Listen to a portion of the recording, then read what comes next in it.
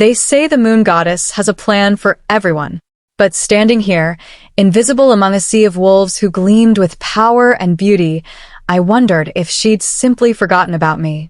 My name is Elowen Thorn, and tonight, at the Silverpine Pack's lunar gathering, I would learn the cruelest truth of all. Being unwanted isn't the worst thing that can happen to you. Being seen by the wrong wolf, that's what changes everything. The bonfire roared in the center of the gathering grounds, casting dancing shadows across faces flushed with wine and anticipation. Unmated wolves circled each other like predators, their eyes glowing with primal hunger, searching for that sacred pull, the mate bond that would complete them. I stood at the edge of the firelight, where the darkness welcomed outcasts like me. I am 24 years old, Omega rank, a wolf so small in shifted form that even the pack's children could overpower me. My healing abilities were the only reason Alpha Corvus allowed me to remain in Silverpine at all. Did you see Ariva's dress? A voice drifted past me. Varia, one of the pack's favored daughters. Custom silk from the Eastern Territories. Beta Lorcan hasn't looked away from her all night. Perfect match, another girl giggled. Strong bloodlines on both sides. Their pups will be legends. I wrapped my shawl tighter, trying to make myself smaller, trying to disappear. But then I felt it. Eyes on me. Heavy. Intense. Burning through the darkness like twin flames. I looked up slowly, and my breath caught in my throat. Across the bonfire, through the dancing flames and moving bodies, stood a male I'd never seen before. Massive, easily towering over every wolf in the gathering. Broad shoulders that blocked out the firelight behind him. Dark hair that fell just past his collar. And eyes gods his eyes. Not the warm amber of most wolves, but silver, cold, ancient, dangerous. He was staring directly at me. Not through me. Not past me. At me.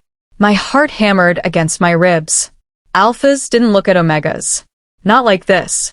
Not with this kind of focused intensity that made my skin prickle with awareness and something deeper, something that felt dangerously like recognition. I should have looked away. Should have fled into the safety of shadows where I belonged. But I couldn't move. Couldn't breathe. Couldn't do anything but stare back as this stranger began walking toward me, the crowd parting before him like water before stone, and I realized with dawning horror and impossible hope, tonight was going to change everything. Some wolves are born for greatness. Others must claw their way toward it through blood and fire. This is the story of an Omega who refused to stay forgotten, and the Alpha who saw in her what no one else could. Chapter 1. The Stranger. The stranger moved through the crowd with terrifying grace. Wolves stepped aside instinctively, their heads lowering in automatic submission, even though no one seemed to know who he was. The conversations around me died like candles snuffed out one by one, replaced by whispers that buzzed with confusion and fear. Who is that? I've never seen him before. Look at his size. He has to be an alpha. But from which pack? I stood frozen, my fingers twisted in my shawl as he approached. Everything in me screamed to run, to hide, to do what I'd always done when faced with power I didn't understand. But my feet had grown roots into the earth, and all I could do was watch him come closer. He stopped 3 feet away. Up close, he was even more overwhelming, not just in size, but in presence. Authority radiated from him like heat from the bonfire, and I found myself fighting the urge to bare my throat in submission. Elowen Thorn. His voice was deep, rough as gravel, and sent shivers down my spine. He knew my name. Yes, I managed, hating how breathless I sounded. How do you? I've been watching you. His silver eyes held mine, and I couldn't look away. All evening, while you stood in the shadows, believing no one saw you. My cheeks flushed hot. Of course he'd noticed my pathetic attempts to disappear. I'm sorry if I've offended. You haven't. He took a step closer and I caught his scent, pine and winter frost, and something wild that made my wolf stir for the first time in months. I'm Theron Ravencrest, Alpha of the Shadowmere Pack. The whispers around us exploded into shocked gasps. Shadowmere, the Ghost Pack. The territory everyone knew existed, but no one ever entered. Rumors said they were savages who'd rejected all contact with other packs, who answered to no council, followed no laws but their own. And their alpha was standing in front of me, speaking my name like it mattered. What do you want? My voice came out smaller than I intended. Theron's expression didn't change, but something flickered in those silver eyes. To make you an offer. Before I could respond, a commanding voice cut through the gathering. Theron Ravencrest. Alpha Corvus strode forward, his beta and several warriors flanking him. My pack alpha was a large male, scarred from decades of leadership, but even he looked diminished next to Theron. This is unexpected. Shadowmere has refused our invitations for 20 years. I'm not here for diplomacy, Corvus. Theron didn't even glance at him. His eyes remained fixed on me. I'm here for her. The world tilted. Elowen. Corvus laughed. Actually laughed. You've traveled all this way for an Omega? I've traveled all this way for my mate. Time stopped.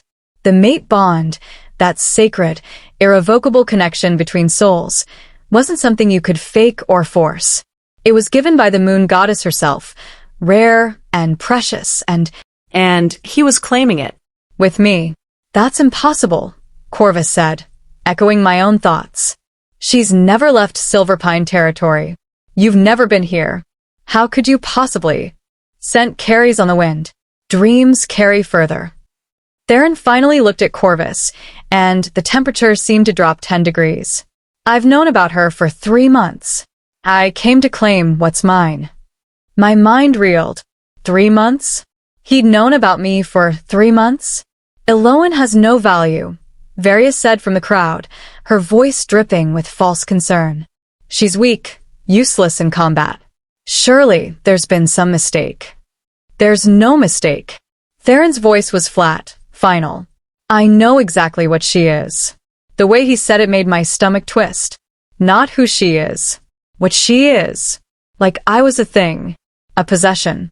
Something in me, some small spark I thought had died long ago, flared to life.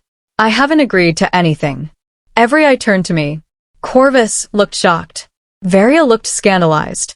But Theron smiled. It was a small thing, barely a curve of his lips, but it transformed his harsh face into something almost beautiful. No, he agreed. You haven't. Which is why I'm asking. He held out his hand, palm up, an invitation, not a command. Come with me to Shadowmere, Elowen Thorn. Be my mate. My Luna. My equal. Equal. I couldn't keep the bitterness from my voice. I'm an Omega. I'll never be anyone's equal. You're Omega here, Theron said quietly.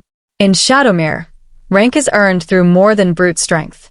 We value healers, strategists, survivors. His silver eyes held mine. And you've survived being unwanted your entire life. That takes a strength most wolves will never understand. The words hit me like a physical blow. No one had ever said anything like that to me. No one had ever looked at my weakness and called it strength. This is insane, Corvus interjected. Elowen, you don't have to. Actually, by pack law, she does. An elderly female stepped forward from the crowd. Elder Mireia, keeper of ancient laws. If an alpha claims a mate bond publicly, the Omega has two choices, accept or reject. But rejection of a true mate bond. She shook her head sadly. The pain is said to be unbearable. For both parties. There's no proof this is a true bond, Corvus argued. He could be lying. Touch her, Theron said suddenly, looking at me. Just my hand. If there's no bond, you'll feel nothing. If there is. He left the sentence unfinished. My heart pounded so hard I thought it might break through my ribs. Everything in me said this was madness. I didn't know this male. Didn't know his pack or his territory or what he really wanted from me. But God's help me, I wanted to know. I wanted to know if someone could truly see me as anything other than the broken, useless Omega everyone else saw. Slowly, my hand shaking, I reached out and placed my palm against his. The world exploded. Not literally, but it felt like it. Lightning shot up my arm, spreading through my chest, wrapping around my heart like vines of pure light. I gasped, my knees buckling, and Theron's other hand shot out to steady me, his grip on my elbow both gentle and impossibly strong. Through the connection of our touching skin, I felt him. His power, yes, overwhelming and ancient and terrifying, but also his loneliness, his determination, his hope. You feel it. It wasn't a question. Theron's voice had roughened, and when I looked up at him, his silver eyes were glowing. The bond. It's real. I couldn't speak. I couldn't think. Could only feel this impossible connection thrumming between us like a living thing. Moon goddess preserves us, Elder Mireia breathed. It's true. A mate bond. The gathering erupted into chaos. Wolves shouting, arguing, some demanding answers, others simply shocked into silence. Through it all, Theron never let go of my hand, anchoring me to reality when everything else spun out of control. Elowen. His voice cut through the noise. Meant only for me. I won't force you. The bond is real, but the choice is yours. Come with me willingly, or I'll leave and never return. Why me? I whispered. Of all the wolves in all the territories, why would the moon goddess bond you two to someone like me? Because, Theron said, and his thumb traced a gentle circle on my palm. The goddess knows what I need. And apparently, I need someone who understands what it means to be underestimated. Someone who's had to fight for every scrap of respect they've ever received. He leaned closer, his breath warm against my ear. Someone who won't break when they see what I really am. A chill ran down my spine. What did that mean? What was he hiding? But before I could ask, Corvus stepped between us, breaking our connection. The loss of contact felt like being doused in ice water, and I actually whimpered. This requires council deliberation, Corvus announced. We cannot simply hand over a pack member. She's not yours to hand over. Theron's voice dropped to a growl that raised every hair on my body. She's my mate. That supersedes pack authority. Does it? Corvus's smile was sharp. Because according to ancient law, if an alpha from an unrecognized pack claims a mate from a recognized pack, the claim can be challenged. My blood ran cold. Challenged. Elder Mireia looked pained. Combat challenge. Another alpha can fight for the right to claim the mate instead. That's barbaric, I breathed. That's the law, Corvus said. And I invoke it. The gathering fell silent. Theron stared at Corvus with an expression of such cold fury that several wolves backed away. You're challenging her? You're already mated, Corvus. Not for myself. Corvus gestured, and a male stepped forward from the crowd. Beta Lorcan, the same wolf Feria had been admiring earlier. For my Beta, he's unmated, of age, and has the right to challenge under ancient law. Lorcan looked decidedly uncomfortable. Alpha, I'm not sure. You'll challenge, or you'll be stripped of rank. Corvus's voice was steel. Shadowmere cannot be allowed to walk into our territory and steal our wolves. We must show strength. This wasn't about me. It was about politics. Power. Corvus couldn't let another alpha take one of his pack members without a fight, no matter how worthless that pack member was supposed to be. I looked at Theron, expecting to see anger. Instead, I saw something that might have been amusing. Fine, he said calmly. I accept the challenge. Tomorrow at dawn, Corvus declared. Neutral ground. Standard rules. Fight until submission or death. Theron, no. I started, but he caught my hand again, and the warmth of the bond flooded through me, calming the panic. Trust me, he said quietly. I didn't come this far to lose you now. But as I watched Lorcan size up Theron with calculating eyes, as I felt the weight of the entire pack's attention on us, I couldn't shake the feeling that this was all wrong. Mate bonds were supposed to be beautiful, miraculous. Mine was turning into a battlefield before it had even truly begun. And somewhere deep in my chest, in that place where the bond now lived, I felt a whisper of warning. This is only the beginning, Elowen. The real test is yet to come. Chapter 2. The Wager. I didn't sleep. How could I, when my entire world had been turned upside down in the span of an hour? I lay in my small room at the healer's cottage, the only home I'd known since my parents died 10 years ago, and stared at the ceiling, replaying everything over and over. Theron's silver eyes. The electric shock of the mate bond. Corvus's cold manipulation turned what should have been sacred into a political game. And tomorrow at dawn, two males would fight over me like I was a prize to be won. The thought made me sick. A soft knock at my door made me jolt upright. Elowen? It's Mireia. I scrambled out of bed and opened the door. The elderly wolf stood there with a basket, her weathered face creased with concern. I thought you might need company. And tea. Thank you. I stepped aside to let her in, grateful for any distraction from my spiraling thoughts. Mireia moved with the careful grace of age, settling into the worn chair by my small hearth. She began preparing tea with practiced efficiency, and the familiar ritual soothed something in me.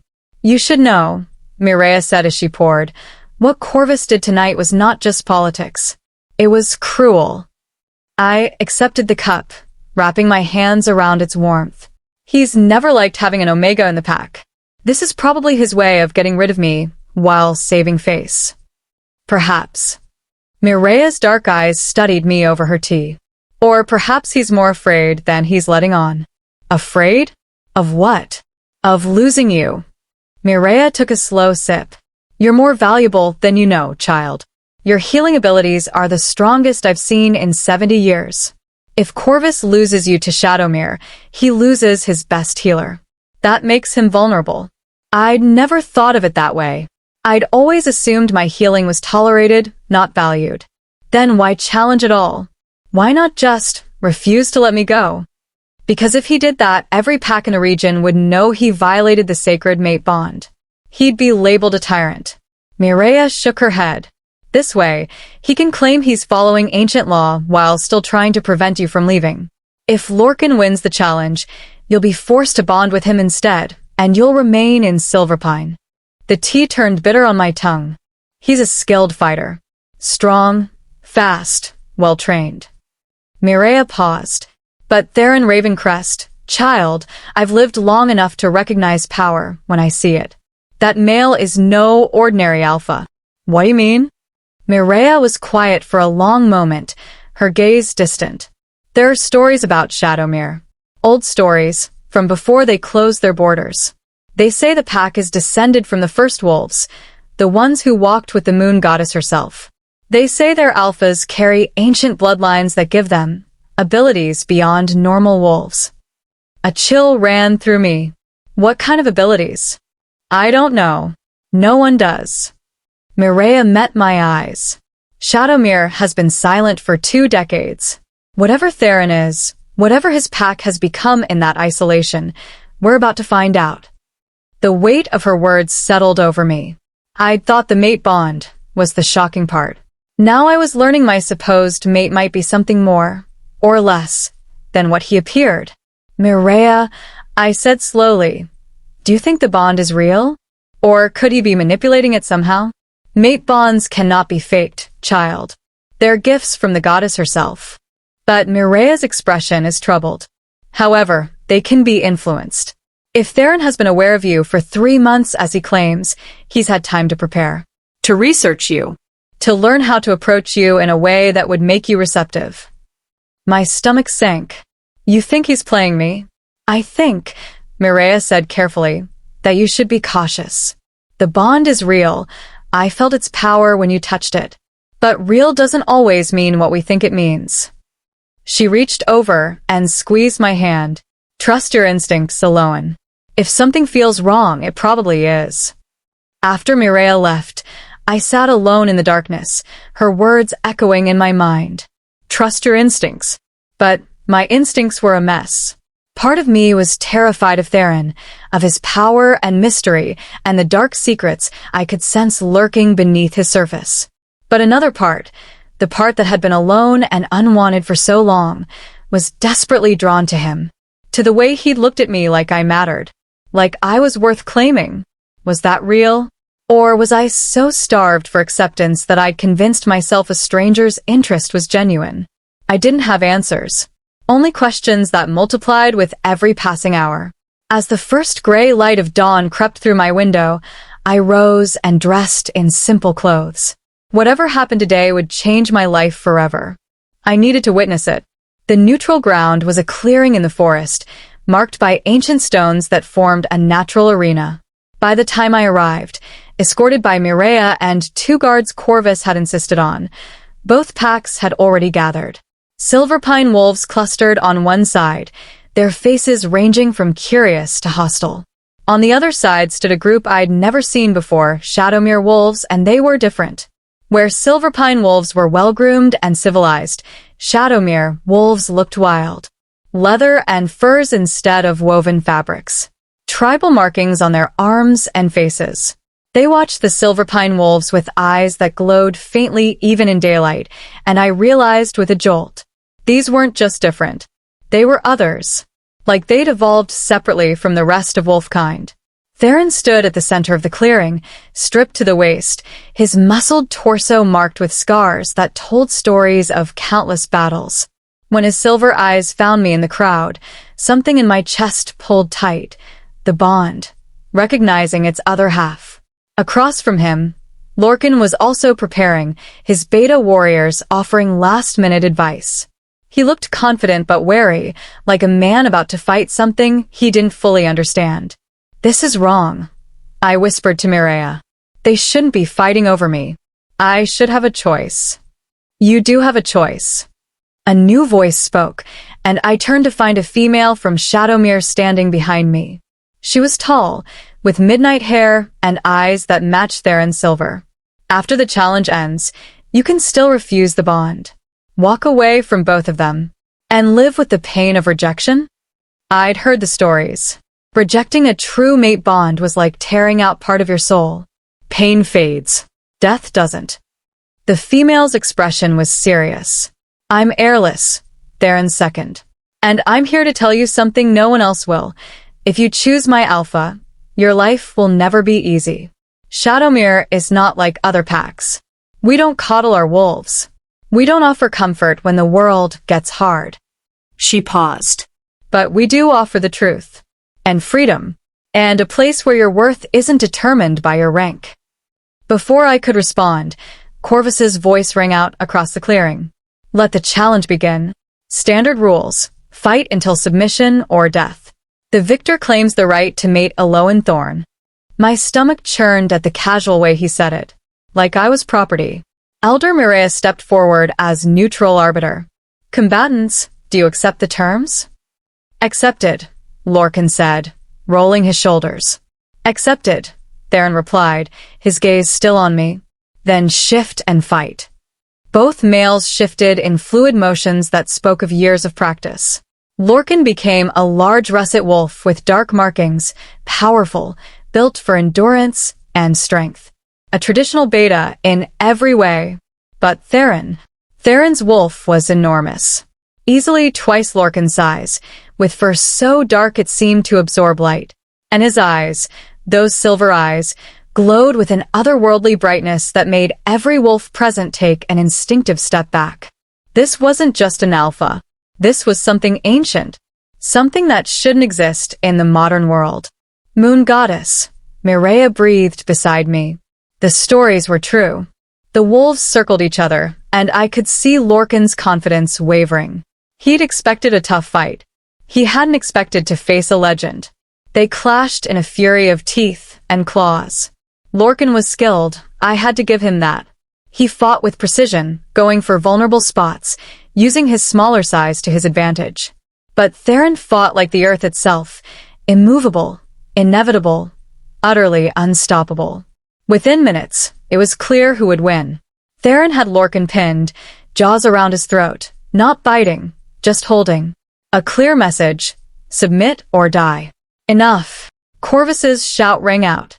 Lorcan yielded, but Lorcan, driven by pride or fear of failure, tried one last desperate move. He twisted, claws raking across Theron's face, drawing blood. What happened next would haunt my dreams. Theron's eyes flared like silver fire. A sound came from his throat, not quite a growl, something deeper, older, that made every wolf present whimper in instinctive submission. Power rolled off him in waves that bent the grass and rattled the ancient stones. And I felt it through the bond rage, cold and controlled, like a glacier grinding mountains to dust. Theron, stop. The shout tore from my throat before I could think. Impossibly, he froze. Those burning silver eyes found mine across the distance, and I saw him fighting something inside himself. Something that wanted blood. Please, I said, softer now. He yielded. It's over. For a moment, I thought Theron wouldn't listen. Thought whatever ancient thing lived inside him would finish what Lorcan had started. But then he released the beta and stepped back, shifting to human form in a ripple of power that left him standing naked and bloodied, but victorious. The challenge is won, Maria announced, her voice shaking. Theron Ravencrest has earned the right to claim Elowen Thorn as his mate. The Shadowmere wolves howled in triumph. The Silverpine wolves stood in shocked silence. And Theron walked toward me through the parted crowd, blood still dripping from the claw marks on his face, his silver eyes locked on mine. Elowen. His voice was rough, his breathing still hard from battle. I've won the right to claim you, but I'm asking, not commanding. Will you come with me? Will you give our bond a chance? Every logical part of me screamed to say no. To run from this male who just revealed himself to be something beyond my understanding. Something powerful and dangerous, and definitely hiding secrets. But the bond pulled at me. And more than that, my own curiosity. My own desperate need to know if there was really a place in this world where an Omega could matter. Where I could matter. I have conditions, I heard myself say. Theron's eyebrows rose slightly. Name them. I want time. To get to know you, to understand what I'm agreeing to before we complete the mate bond. I lifted my chin, forcing myself to meet those intense eyes. And I want the freedom to leave if I choose. No forcing, no manipulation. If I decide Shadowmere isn't where I belong, you let me go. Murmurs rippled through both packs. No one made demands of an alpha, especially not an Omega. But Theron smiled, a real smile that transformed his harsh face into something almost gentle. Agreed. You'll have 3 months. 3 months to learn our ways, to know me, to decide if you can accept what we are. He held out his hand, and if at the end you choose to leave, I'll escort you safely to whatever pack you desire. You have my oath. Theron, no.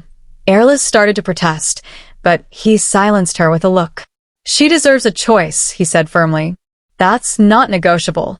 I stared at his outstretched hand, my heart pounding. This was insane. I was agreeing to leave the only home I'd ever known to live with strangers who looked more feral than civilized.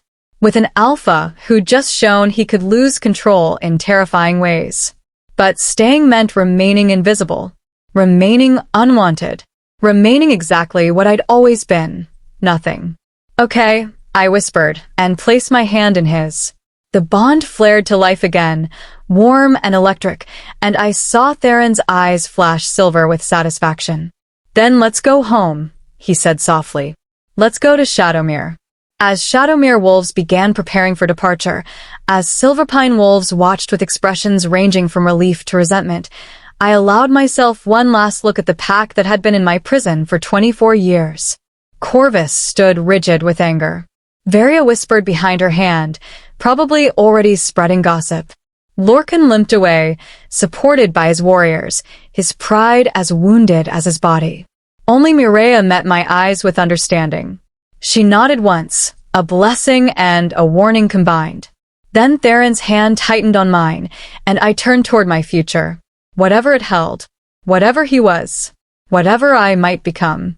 The journey to Shadowmere was beginning, and something told me I would never be the same Omega who'd stood invisible at that bonfire. Chapter 3. The Crossing. The journey to Shadowmere took 3 days.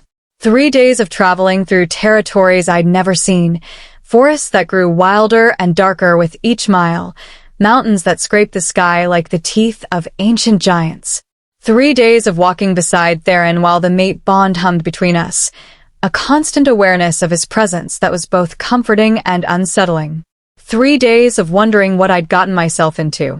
The Shadowmere wolves traveled in formation, with scouts ranging ahead and warriors protecting the flanks. They moved with a fluid efficiency that spoke of constant vigilance, and I noticed they never fully relaxed, not even when we stopped to camp at night. They're always like this, Airless explained on the second evening, settling beside me at the fire. Alert. Ready for threats. What kind of threats? I asked, watching Theron confer with his warriors at the edge of camp. Even from this distance, I could feel him through the bond, a steady, solid presence that anchored me. The kind that comes when you reject the established order. Airless's silver eyes reflected firelight. Shadowmere didn't close its borders by choice alone. We were forced to isolate ourselves for our own protection. Protection from what? From wolves who fear what they don't understand. She poked at the fire with a stick, sending sparks dancing into the darkness. 20 years ago, the regional packs discovered something about Shadowmere bloodlines. Something that made them see us as threats instead of allies. My pulse quickened. What did they discover? Airless studied me for a long moment, as if deciding how much to reveal. That's Theron's story to tell. But I will say this, the male you've bonded to is not like other alphas. His power comes from a source older than the packs, older than the treaties, older than almost anything in the modern wolf world. That's not exactly reassuring.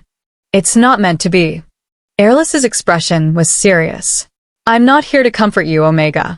I'm here to prepare you.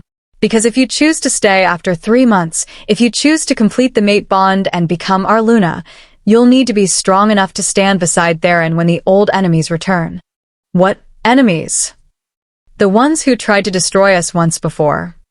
Airless stood, brushing off her leathers. The ones who will try again once they learn Theron has taken a mate. She walked away before I could ask more questions, leaving me alone with thoughts that spun like leaves in a storm. What had I agreed to? What was I walking into? You look troubled. Theron's voice made me jump. He'd approached silently, moving with the predator's grace I was beginning to recognize as natural to him. May I sit? I nodded, and he settled beside me. Close enough that I could feel his warmth, but not touching. Respecting the boundaries I'd set. Airless is scaring you, he said. It wasn't a question. She's being honest with me. There's a difference. I pulled my cloak tighter against the night chill. Though I wish honesty came with fewer cryptic warnings about enemies and danger. Theron was quiet for a moment, staring into the flames. In the firelight, the claw marks on his face from Lorcan's attack were already healing. Wolf metabolism was fast, but he seemed faster than normal. I promised you the truth, he said finally. So here it is, Shadowmere is not safe. Not in the way Silverpine was safe, with its established hierarchies and peaceful treaties. We're constantly defending our borders from rogues, from packs who want our territory, from threats most wolves don't even know exist. Then why bring me there? Why take an Omega into danger? Because you're not just an Omega. Theron turned to look at me, and his silver eyes held an intensity that stole my breath. You're a healer with power you've never been trained to use fully. You're a survivor who's endured being undervalued your entire life. And you're my mate, which means you have a strength inside you that hasn't awakened yet. I don't feel strong. You stood up to me, made demands of an alpha in front of 2 packs. A slight smile curved his lips. Trust me, that's strength. The compliment warmed something in my chest, but I pushed past it. Airless said enemies would come once they learned you'd taken a mate. Why? Theron's expression darkened. Because for the past 20 years, they've believed I couldn't bond. That whatever I am makes me incompatible with a true mate. He paused. You proved them wrong. And that terrifies them. Why? Because an alpha with a mate bond is twice as powerful. The connection stabilizes us, grounds us, gives us something to fight for beyond ourselves. His jaw clenched. They tried to ensure I'd never have that. They failed. The pieces were starting to come together in a picture I didn't like. They tried to kill potential mates before. Yes. The word was flat, emotionless, but I felt rage through the bond. Old rage, carefully controlled. 3 times in the past decade, I've felt the stirring of a potential bond. 3 times, those females died before I could reach them. Accidents, officially. Murdered, in truth. Horror crawled up my spine. And, you think they'll try to kill me? I know they will. Theron finally looked at me fully, and I saw fear in his eyes. Real, genuine fear. Which is why I'm giving you the choice to leave. Why I'm not forcing you to stay in Shadowmere, where I can protect you. Because if you choose to return to Silverpine or go to another pack, they might leave you alone. The threat only exists if you complete the bond with me. But you need the bond. Airless said it stabilizes you. I've survived 20 years without it. I can survive longer. His voice was rough. I won't sacrifice your life for my convenience, Elowen. No matter how much the bond pulls at me. I stared at him, this powerful alpha who'd fought to claim me, and realized he was giving me the truth Airless had promised, the uncomfortable, dangerous, terrifying truth. I could leave. Find safety in another pack. Live a quiet, unremarkable life. Or I could stay. Accept the bond. Become a target for enemies I'd never met who wanted me dead simply for existing. Why me? I asked again, the question that had haunted me since the bonfire. If bonding puts me in danger, if you've lost potential mates before, why risk approaching me at all? Why not just stay alone? Theron was silent for so long I thought he wouldn't answer. Then, because I'm tired of being alone. Tired of being seen as a monster to be feared rather than a male who wants what every wolf wants, connection. Partnership. Love. His voice dropped to barely a whisper. And because when I first caught your scent on the wind 3 months ago, when I saw you in a dream standing in the shadows at that bonfire, for the first time in my life, I felt hope. The raw honesty in his words cracked something open in my chest. This wasn't a political game or a power play. This was a lonely alpha who'd been isolated for 2 decades, desperately reaching for a connection everyone said he couldn't have. I understood that loneliness. I had lived it myself. I'm still afraid, I admitted. Good. Fear keeps you alive. Theron stood, offering me his hand. Come. There's something I want to show you before we reach Shadowmere tomorrow. I took his hand, and the bond flared warm between us as he led me away from camp, through the dark forest to where the trees opened onto a cliff edge. And I gasped. Spread out below us was a valley illuminated by moonlight, and in the center stood Shadowmere territory. But it wasn't the savage wilderness I'd expected. Stone structures rose from the valley floor, not crude, but beautiful, carved with intricate patterns that caught the light. Waterfalls cascaded down the surrounding cliffs, feeding rivers that wound through the settlement like silver ribbons. And everywhere, lights glowed, not electric like modern cities, but something softer, more organic. It was breathtaking. This is home, Theron said quietly.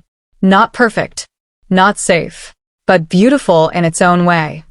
He looked down at me. And it could be yours if you choose it.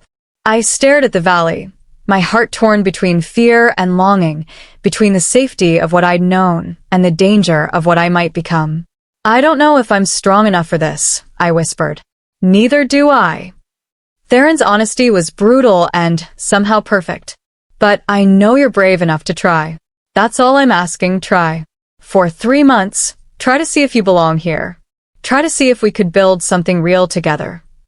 The bond hummed between us, and I felt his hope like sunlight breaking through clouds. He wanted this. Wanted me. Not because I was powerful or beautiful or perfect, but because somehow, impossibly, we fit. 3 months, I said, making it a promise. I'll try. Relief flooded through the bond, and Theron's hand tightened on mine. Thank you. We stood together on that cliff, looking down at Shadowmere as the moon rose higher, and I felt the weight of my choice settling over me like a cloak. 3 months to learn the truth about Theron and his pack. 3 months to discover if an Omega could survive in a world designed for warriors. 3 months to decide if I could accept being a target simply for choosing to love. Because that's what this was becoming, I realized. Not just a mate bond, but something deeper, A choice to fight for connection despite the danger. A choice to be brave when everything in me screamed to run. Elowen, Theron said softly. Whatever you decide at the end of 3 months, I want you to know something. Meeting you, bonding with you, even just these few days of traveling together, it's the best thing that's happened to me in 20 years. I looked up at him, at this powerful, dangerous, lonely alpha who'd chosen me when no one else ever had, and felt something shift in my chest. Maybe I wasn't strong enough for this. But maybe, just maybe, I could become strong enough. Come on, I said, tugging his hand. Let's go back to camp. We have a long day tomorrow. As we walked back through the forest, the bond warmed between us. I didn't notice the shadow watching from the trees. Didn't see the figure with glowing red eyes who'd been tracking us since we left Silverpine. Didn't know that our enemies had already found us and were preparing to strike. The peace of this moment wouldn't last. But for now, for this one perfect night beneath the moon, I let myself hope. Chapter 4: The Welcome. We crossed into Shadowmere territory at noon the next day. I felt the shift immediately, not just in landscape, but in atmosphere. The air grew heavier, charged with ancient power that made my skin prickle with awareness. The trees here were older, their trunks wider than houses, their branches forming a canopy so thick that sunlight filtered through in scattered beams like cathedral light. And the silence. Gods, the silence was profound, not empty, but full. Like the forest itself was watching, waiting, judging whether we belonged. The border wards are recognizing you, Theron explained, walking beside me.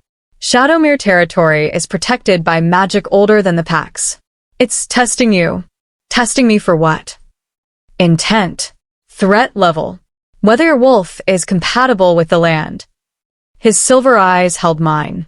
Don't fight it. Let it read you. I tried to relax as invisible pressure surrounded me, searching, probing.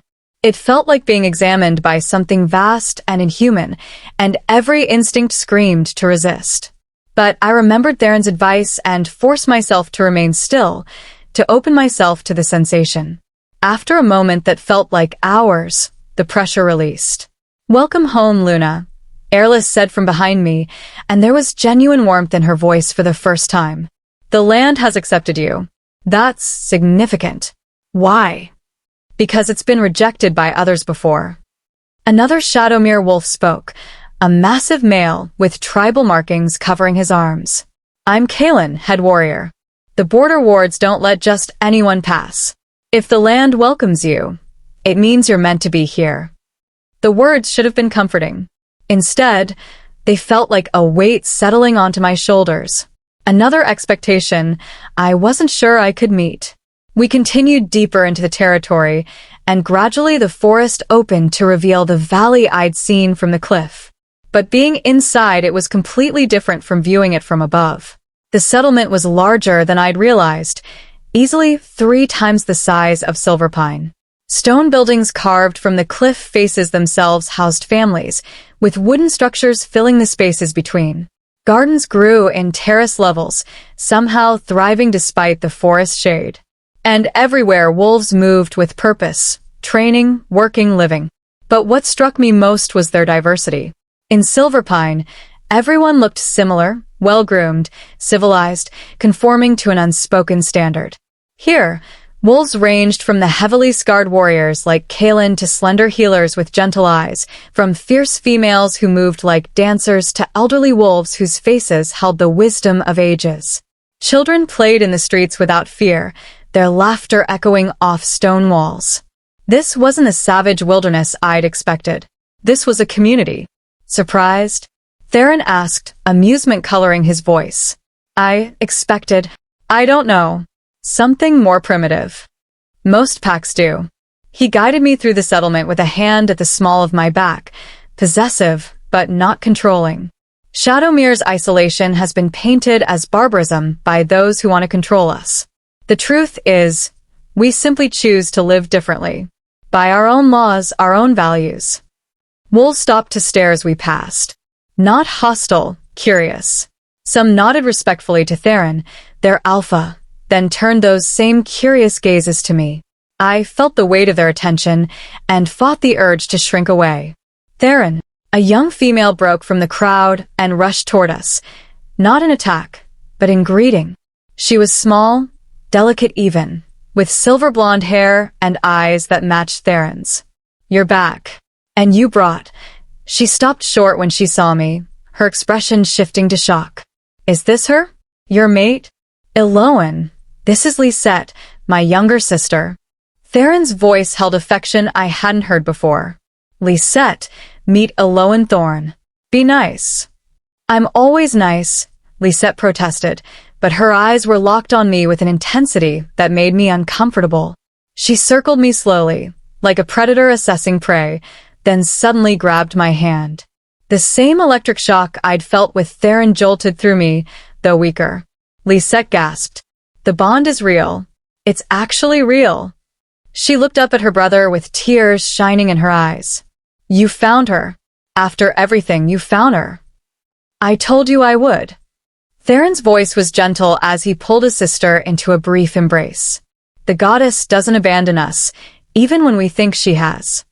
Watching them together, I saw a side of Theron I hadn't glimpsed before, protective, affectionate, almost vulnerable. It made him seem more real, less like the dangerous alpha who'd fought for me, and more like a male who loved his family.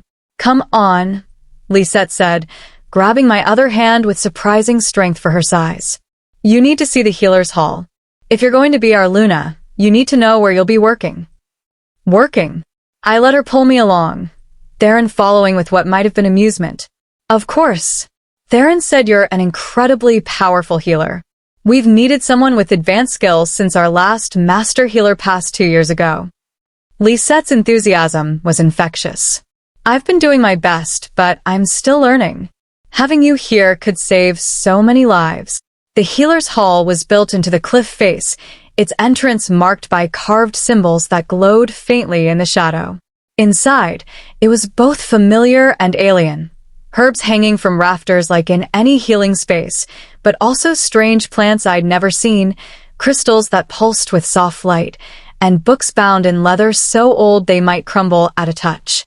"This is incredible," I breathed, moving toward the shelves.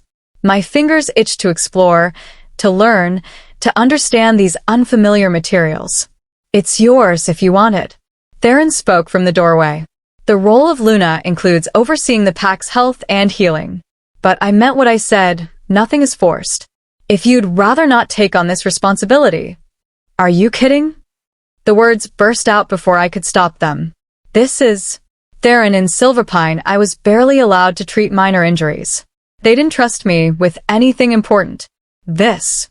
I gestured to the hall, to the treasures of knowledge surrounding me. "This is everything I've dreamed of." Something warm flooded through the bond. Satisfaction, pleasure, hope. Theron's expression softened. "Then it's yours. Lisette will show you everything, teach you what she knows, and learn from what you know." "We're going to be amazing together," Lisette declared, already pulling books from shelves. "I can feel it." "Oh." "You need to learn about Moonvein Root. It only grows in Shadowmere territory, and it can cure silver poisoning if prepared correctly." "Lisette," Theron interrupted gently. "Perhaps give Elowen time to settle in first? She's had a long journey." "Right." "Sorry." Lisette at least had the grace to look sheepish. I get excited. "It's been so long since we had someone new, and you're not just anyone, you're Theron's mate, which means your family, which means—" "Lisette." "Sorry." She squeezed my hand once more, then released it. "I'll let you rest. But tomorrow, I'm showing you everything. All the plants, all the techniques, all the secrets. Deal?" "Deal." I agreed, charmed despite myself by her enthusiasm. After Lisette left in a whirlwind of energy, Theron led me through the settlement to a building set slightly apart from the others, larger, more fortified, carved with symbols that marked it as important. "The Alpha's residence," he explained. "It's probably larger than what you're used to." That was an understatement. The interior was vast, multiple rooms carved from the stone itself, with furniture that looked both comfortable and ancient. furs-covered stone floors. A massive hearth dominated one wall. Windows looked out over the entire valley, offering a view that stole my breath. "Your room is through here." Theron guided me to a side chamber that was easily twice the size of my entire cottage in Silverpine. A large bed piled with furs sat against one wall. A desk stood near the window. And everywhere, small touches that showed someone had prepared for my arrival: fresh flowers in clay pots, books stacked neatly, even a robe laid out that looked like it would fit me perfectly. "Lisette's work," Theron said, seeing my expression. "She's been preparing for weeks, ever since I told her about you." "You told her 3 months ago? When did you first know about me?" "I tell Lisette everything. She's the only one who understands what it's been like, waiting for a mate bond that everyone said would never come." He moved to the window, his broad shoulders silhouetted against the light. I wanted her to have hope, to believe that impossible things could still happen. I joined him at the window, looking out over Shadowmere. From here, I could see wolves going about their lives, training, laughing, working together. It looked peaceful, normal, not at all like the dangerous place Airless had described. "Theron," I said carefully, "everyone keeps warning me about danger and enemies, but this place seems safe. Happy even. What am I missing?" He was quiet for a long moment. Then, "Come with me. There's something you need to see." We left the residence and walked to the edge of the settlement, where the forest pressed close and the shadows grew deep. Theron led me to a section of the stone wall that surrounded Shadowmere territory, and I saw what he wanted me to see. Claw marks. Hundreds of them, gouged deep into stone that should have been too hard to scratch. Some old and weathered, others fresh enough that I could still see fragments of fur caught in the grooves. "Every full moon they come," Theron said quietly. "Rogues. Corrupted wolves who've lost themselves to bloodlust and madness. They throw themselves at our borders, trying to break through the wards, trying to get to us." My blood ran cold. Why? Because Shadowmere sits on a convergence point, a place where the veil between our world and the spirit realm is thin. That kind of power attracts attention from things that want to consume it, corrupt it, use it for their own purposes. He traced one of the claw marks with his finger. "We've held them off for 20 years. But they're getting stronger, bolder, and now that I have a mate, they'll try harder." Understanding crashed over me. Because completing our bond will make you stronger, which means the territory will be better protected, which means they need to stop us before that happens. Exactly. Theron turned to face me fully. "This is what I'm offering you, Elowen. Not just a home or a purpose or a mate bond, but a battle. A fight that never truly ends, against enemies that never truly die. If you stay, if you complete the bond with me, you'll be fighting alongside me for the rest of your life." The weight of it was crushing. I'd thought choosing Theron meant choosing belonging, choosing to matter. I hadn't realized it also meant choosing war. "I need to think," I whispered. "I know." He squeezed my hand gently, then released it. "Take your time. The 3 months are yours. No pressure. No expectations." But as we walked back toward the residence, I felt eyes on us, not from the settlement, but from the forest beyond. Watching, waiting, and I knew, deep in my bones, that 3 months might be more time than we actually had. That night, settled into my new room with its comfortable bed and beautiful view, I should have felt safe. Instead, I lay awake, listening to the sounds of Shadowmere settling for the night, and wondered how long it would take for the enemies in the shadows to make their move. I didn't have to wonder for long. Just before dawn, the howls began, not from Shadowmere wolves, but from outside the borders. Dozens of them, maybe hundreds, forming a chorus that raised every hair on my body. The corrupted had come, and they were calling for blood. Chapter 5: The Siege. The howls shattered the pre-dawn silence, like breaking glass. I bolted upright in bed, my heart hammering against my ribs as the sound echoed through the valley. Dozens of voices twisted into something wrong, something that made every instinct scream danger. My door burst open. Theron stood there, already dressed in leather armor, his silver eyes blazing with urgency. Stay inside. Lock the door. Don't open it for anyone except me or Airless. What's happening? The corrupted are attacking in force. More than we've ever seen at once. He moved to the window, his jaw clenched as he looked toward the borders. Even from here, I could see shapes moving in the forest. Too many shapes, their eyes glowing red in the darkness. They know you're here. They're trying to break through before you have a chance to strengthen the territory. Fear clawed up my throat. How long can the wards hold? Hours. Maybe less if they're using something to amplify their strength. Theron turned back to me, and I saw something I hadn't seen before in his eyes. Genuine fear. Not for himself, but for me. Elowen, I need you to promise me something. If they break through, if they get past our defenses, you run. Take the Eastern Passage. Lisette knows where it is. It leads to neutral territory. Don't look back. Don't wait for me, just run. I'm not leaving you. You will if I command it. The alpha authority in his voice made my wolf whimper in automatic submission. Then his expression softened, and he crossed to me, cupping my face in his hands. Please. I've waited too long for you to lose you now.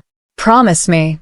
The bond thrummed between us, carrying his desperation, his fear, his absolute determination to keep me safe at any cost. And I realized this was what it meant to be someone's mate. Not just the romance or the connection, but the terrifying knowledge that someone valued your life above their own. I promise, I whispered. But you have to promise to come back to me. Always. He pressed his forehead to mine for one brief moment, then released me and strode to the door. Lisette will be here soon. Listen to her. Trust her. Then he was gone, moving with predator speed toward the battle that awaited.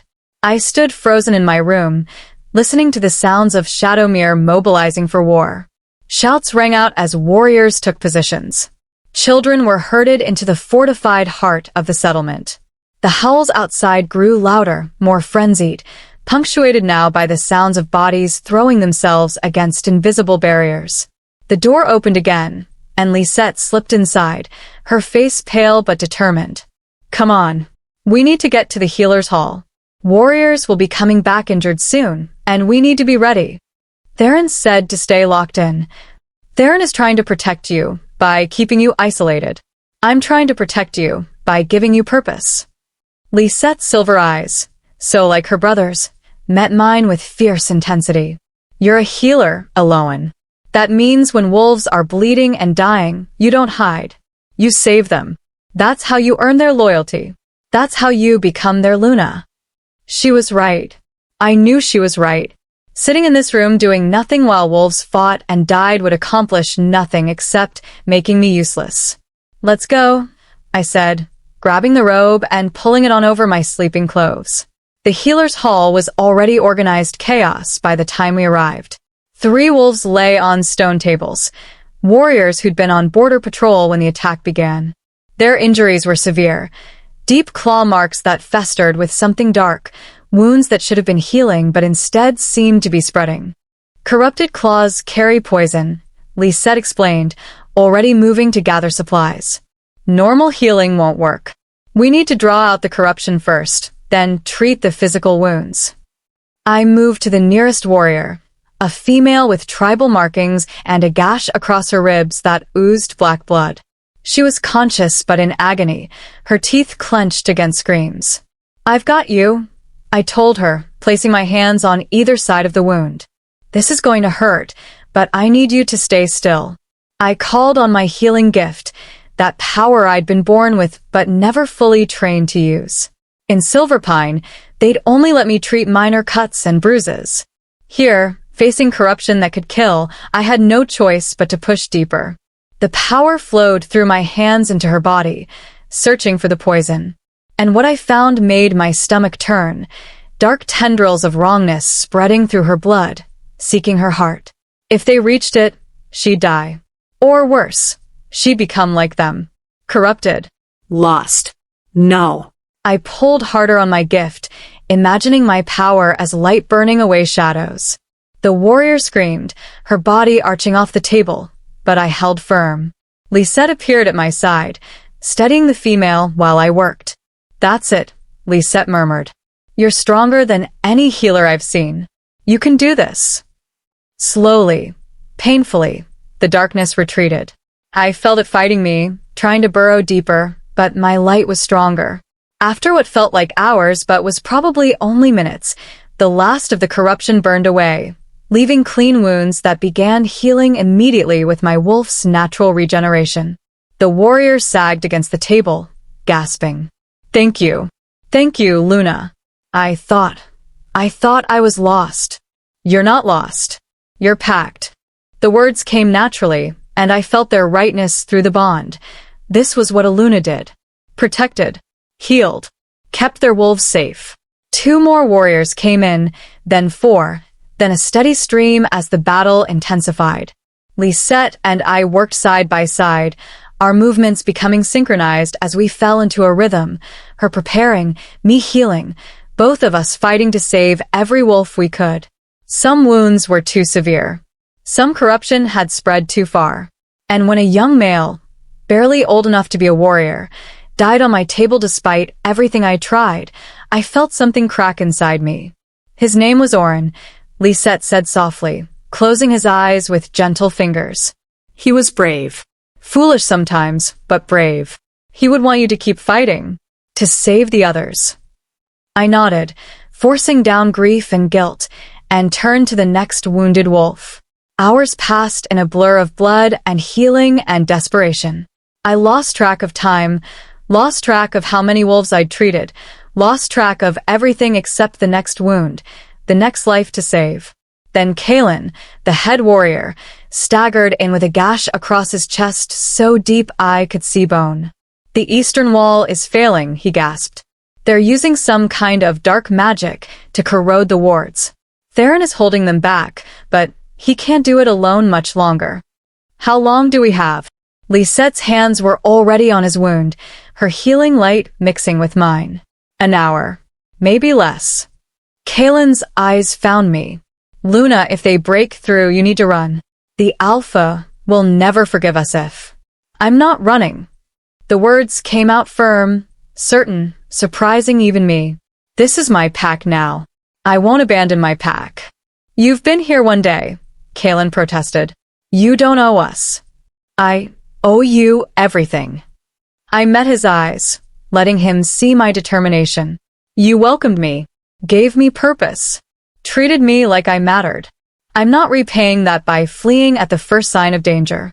Respect flickered across Kalen's scarred face. Then you're more alpha than some wolves who've held the title their entire lives. He pushed himself off the table despite not being fully healed. I need to get back out there. Lisette, keep her safe. After he left, Lisette turned to me with something like awe in her eyes.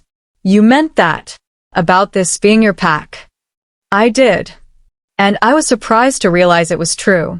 Somewhere between treating warriors and fighting corruption and holding dying wolves' hands as they passed, Shadowmere had stopped being Theron's pack and started being ours. Mine. Then there's something you need to know. Lisette moved to a locked cabinet at the back of the hall and pulled out a small wooden box carved with protective symbols. This is Moonvein Essence of the Moon, the most powerful healing substance we have. 1 drop can cure almost any poison, heal almost any wound. She met my eyes. But it's also incredibly rare. This box contains the last of our supply, enough for maybe 3 doses. We've been saving it for an emergency. This is an emergency. Not yet, but it will be. Lisette pressed the box into my hands. If Theron falls, if the corrupted break through, and he's wounded protecting us, you'll need to use this to save him. Nothing else will be strong enough. The weight of the box felt like carrying someone's life in my hands. Why me? Why not you? Because you're his mate. The Moonvein essence responds to bond energy, its strongest when administered by someone who loves the patient. Lisette's smile was sad. I love my brother, but not the way you will. Not the way you're already starting to. Before I could process that, before I could deny or confirm feelings I wasn't ready to acknowledge, an explosion of sound shook the entire settlement. Screams. Howls of triumph. And underneath it all, a crack like reality itself breaking. The ward fell. Lisette whispered, her face going white. They're inside. Chaos erupted. Warriors who'd been defending the walls came streaming back into the settlement, bleeding and exhausted, trying to form defensive lines. Corrupted wolves poured through the breach. Dozens of them, their eyes glowing red, their bodies twisted by the darkness that possessed them. And at the center of it all, I saw Theron. He'd shifted to his massive dark wolf form, and he was magnificent, terrifying and beautiful and absolutely unstoppable. He tore through corrupted wolves like they were paper, his silver eyes blazing with power that made the very air shimmer. But there were too many. For every corrupted he killed, 2 more took its place. They were driving him back, separating him from his warriors, herding him toward the center of the settlement.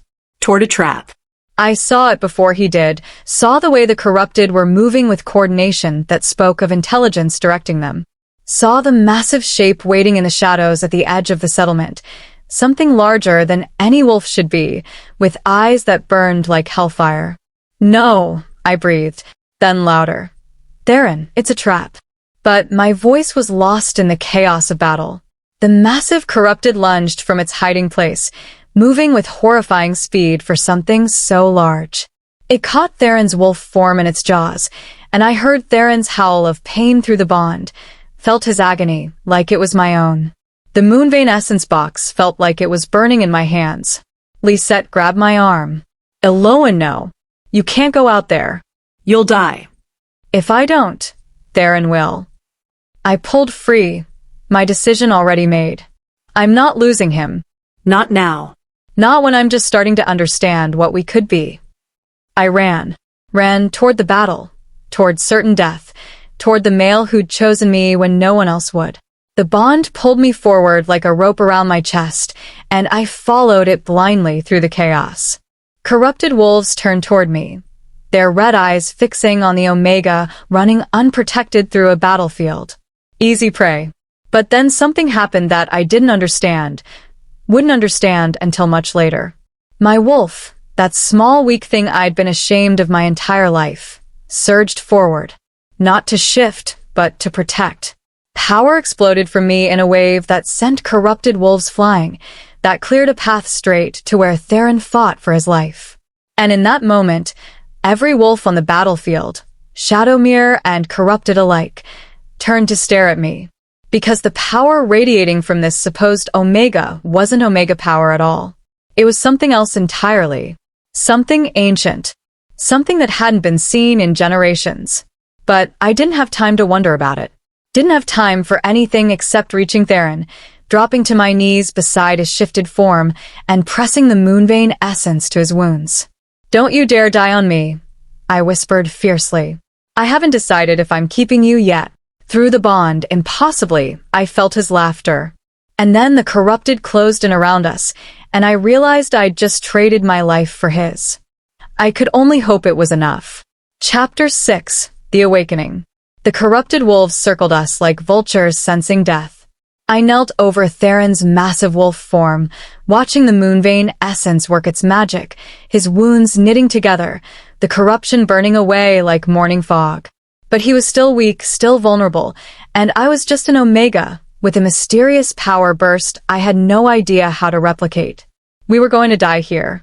Well, I muttered, positioning myself between Theron and the nearest corrupted. At least I made my choice. Better to die fighting than to live hiding. The largest corrupted, the one that had ambushed Theron, stalked closer. Up close, it was even more nightmarish. Its fur was matted with dried blood, its body grotesquely muscled as if the corruption had twisted it into something designed only for killing. And its eyes, gods, its eyes held a terrible intelligence that no mindless beast should possess. Little Omega, it said, and hearing human words from that twisted maw made my skin crawl. You should not be here. You should not have that power. Its head tilted, studying me like I was a puzzle. What are you? I'm his mate, I said, surprised by how steady my voice sounded. And you're not taking him. The corrupted laughed, a sound like rocks grinding together. Foolish. Brave, but foolish.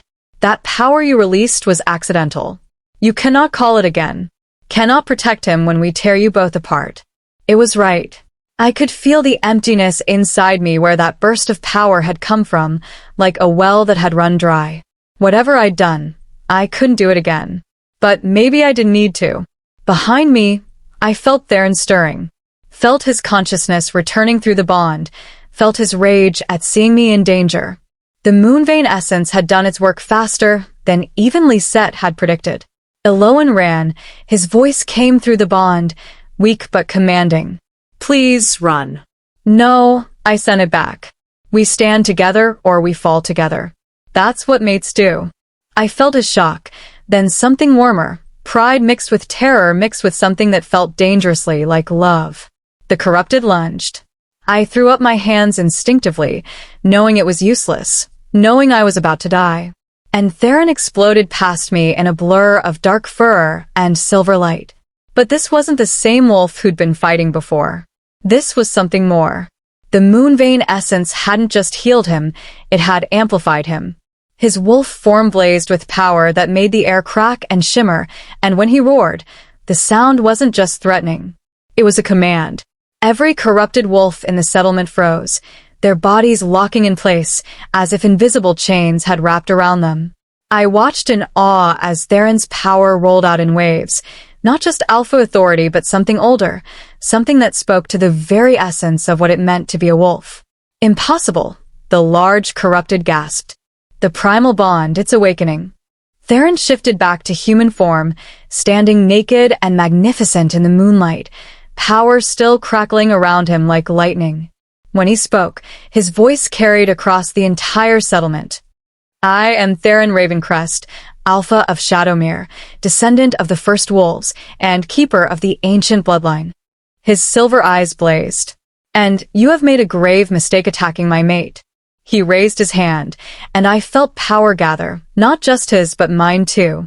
The bond between us flared to life, and suddenly I understood. The burst of power I'd released wasn't separate from Theron. It was connected to him, amplified by him, part of a whole that only existed because we were bonded. Together, we were more than the sum of our parts. Elowen, Theron said, not looking away from the corrupted, I need you to trust me. Give me your hand. I moved to his side and placed my hand in his. The moment our skin touched, the bond exploded into something transcendent. Power flowed between us in a circuit, his ancient bloodline's strength mixing with my mysterious gift, creating something new, something the corrupted clearly feared. The primal bond, the large corrupted snarled. The legends were true. Alpha and Omega, balanced perfectly, wielding the power of the first wolves. It backed away, and for the first time, I heard fear in its distorted voice. We must retreat. Report to the master. The prophecy is beginning. You're not going anywhere. Theron's grip on my hand tightened. Elowen, focus on the corrupted. See them with your gift. Tell me what you see. I didn't understand, but I obeyed. I looked at the corrupted wolves with my healer's sight, the way I'd been trained to see injuries and illness. And what I saw made my breath catch. They weren't just corrupted. They were possessed. Dark spirits had burrowed into their wolves, twisting them, controlling them like puppets. But the wolves themselves, the souls underneath, were still there. Trapped.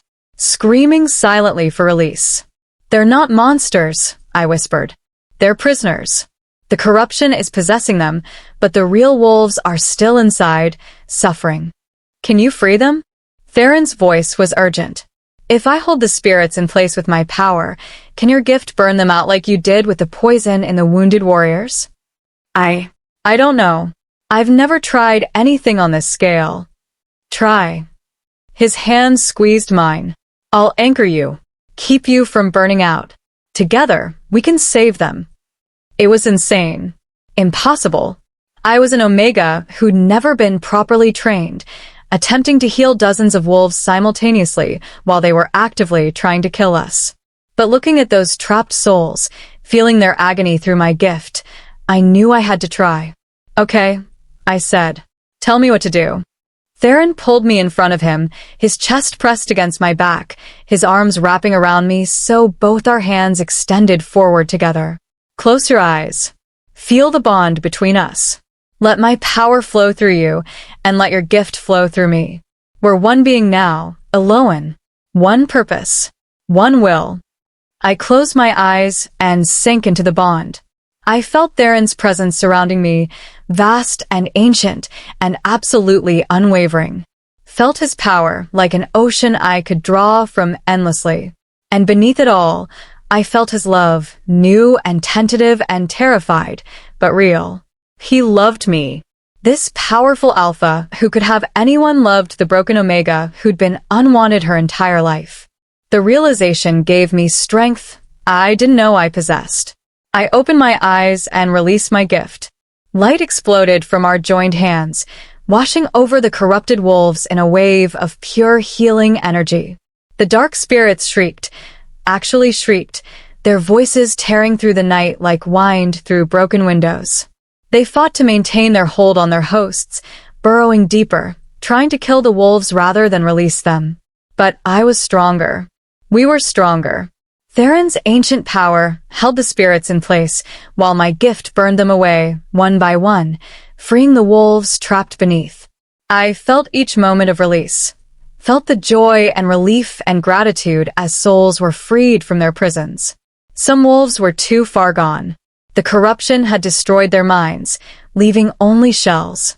For those, I gave mercy, a quick, painless end that released them to whatever waited beyond. But most survived. Most collapsed to the ground as the spirits were driven out, shifting back to human form and gasping like they'd been drowning and finally found air. The large corrupted was the last to fall. Its spirit fought harder than the others, tried to drag me into its darkness, tried to corrupt me the way it had corrupted its host. But Theron's power wrapped around me like armor, and together we burned it away until nothing remained but a male lying naked on the ground, covered in scars and sobbing with relief. "Thank you," he gasped. "Thank you. Thank you. I've been trapped for so long. I thought I'd never be free." Then the power cut off, and I collapsed.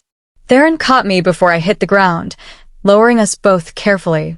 I was dimly aware of wolves surrounding us, Shadowmere warriors securing the freed corrupted, healers rushing to help, Lisette's voice shouting orders.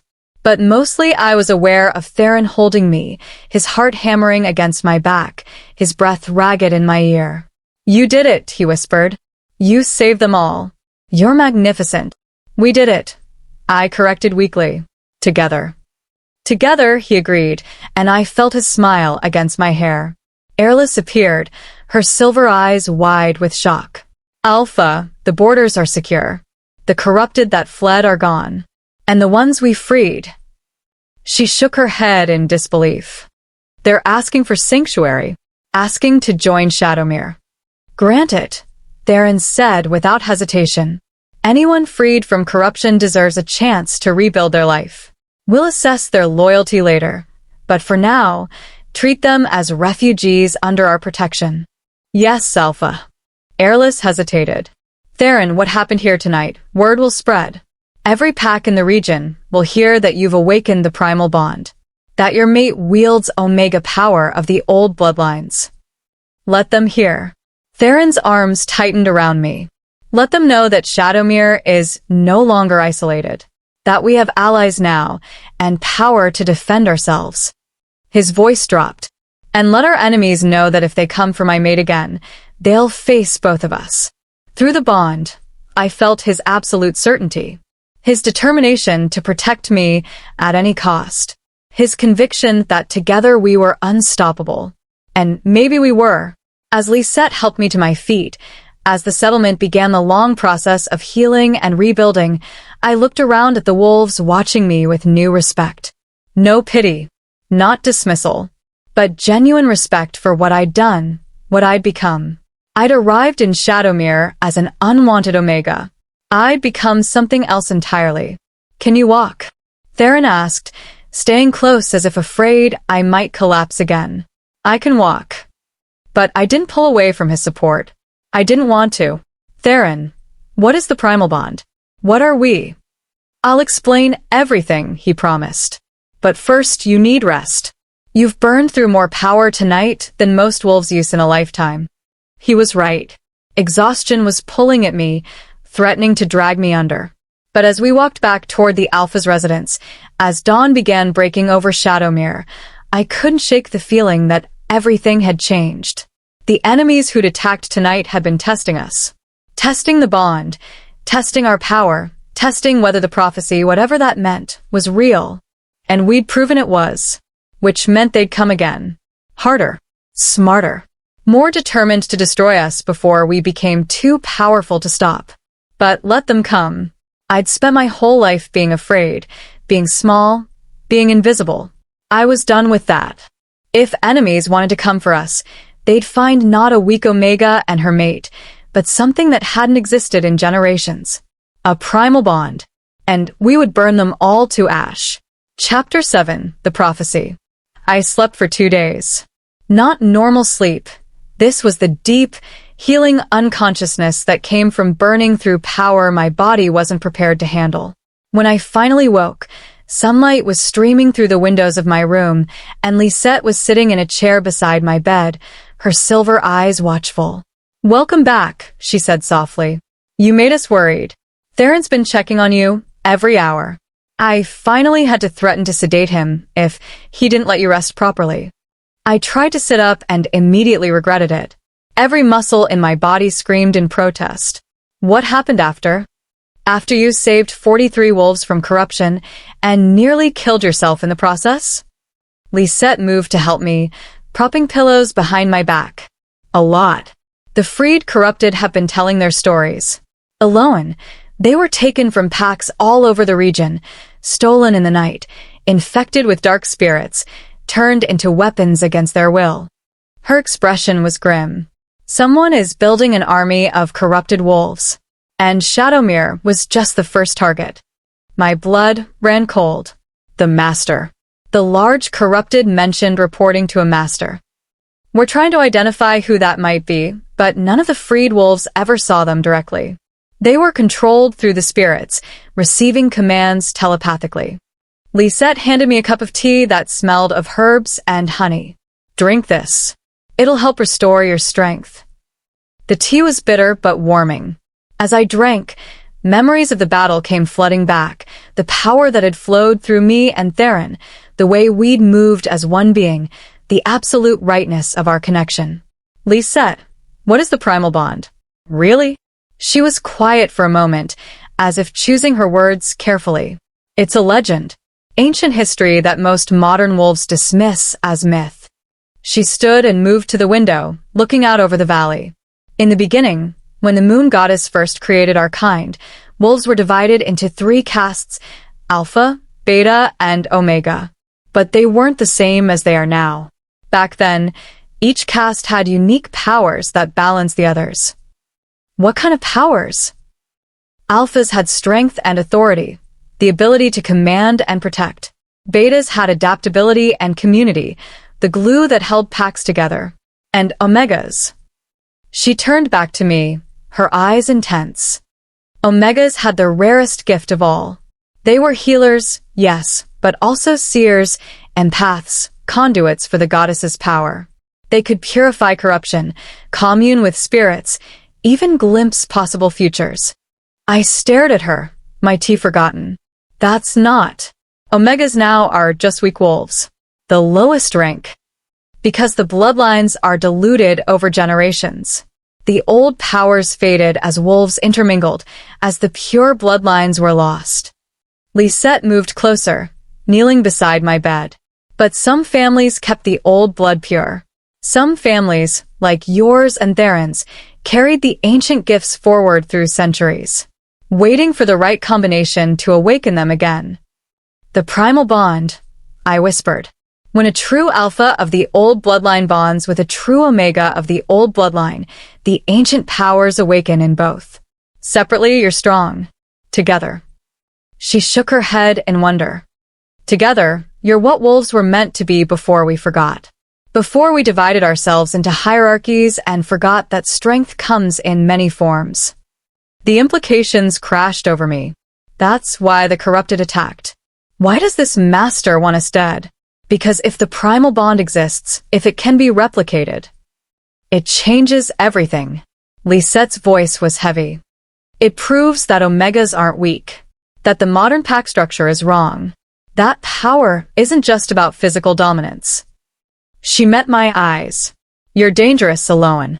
Not because you can fight, but because you represent a truth that threatens the established order. A knock at the door interrupted us. Theron entered without waiting for permission, his silver eyes immediately finding me and scanning for signs of distress. When he saw I was awake and sitting up, relief flooded through the bond so strongly it made my breath catch. You're awake.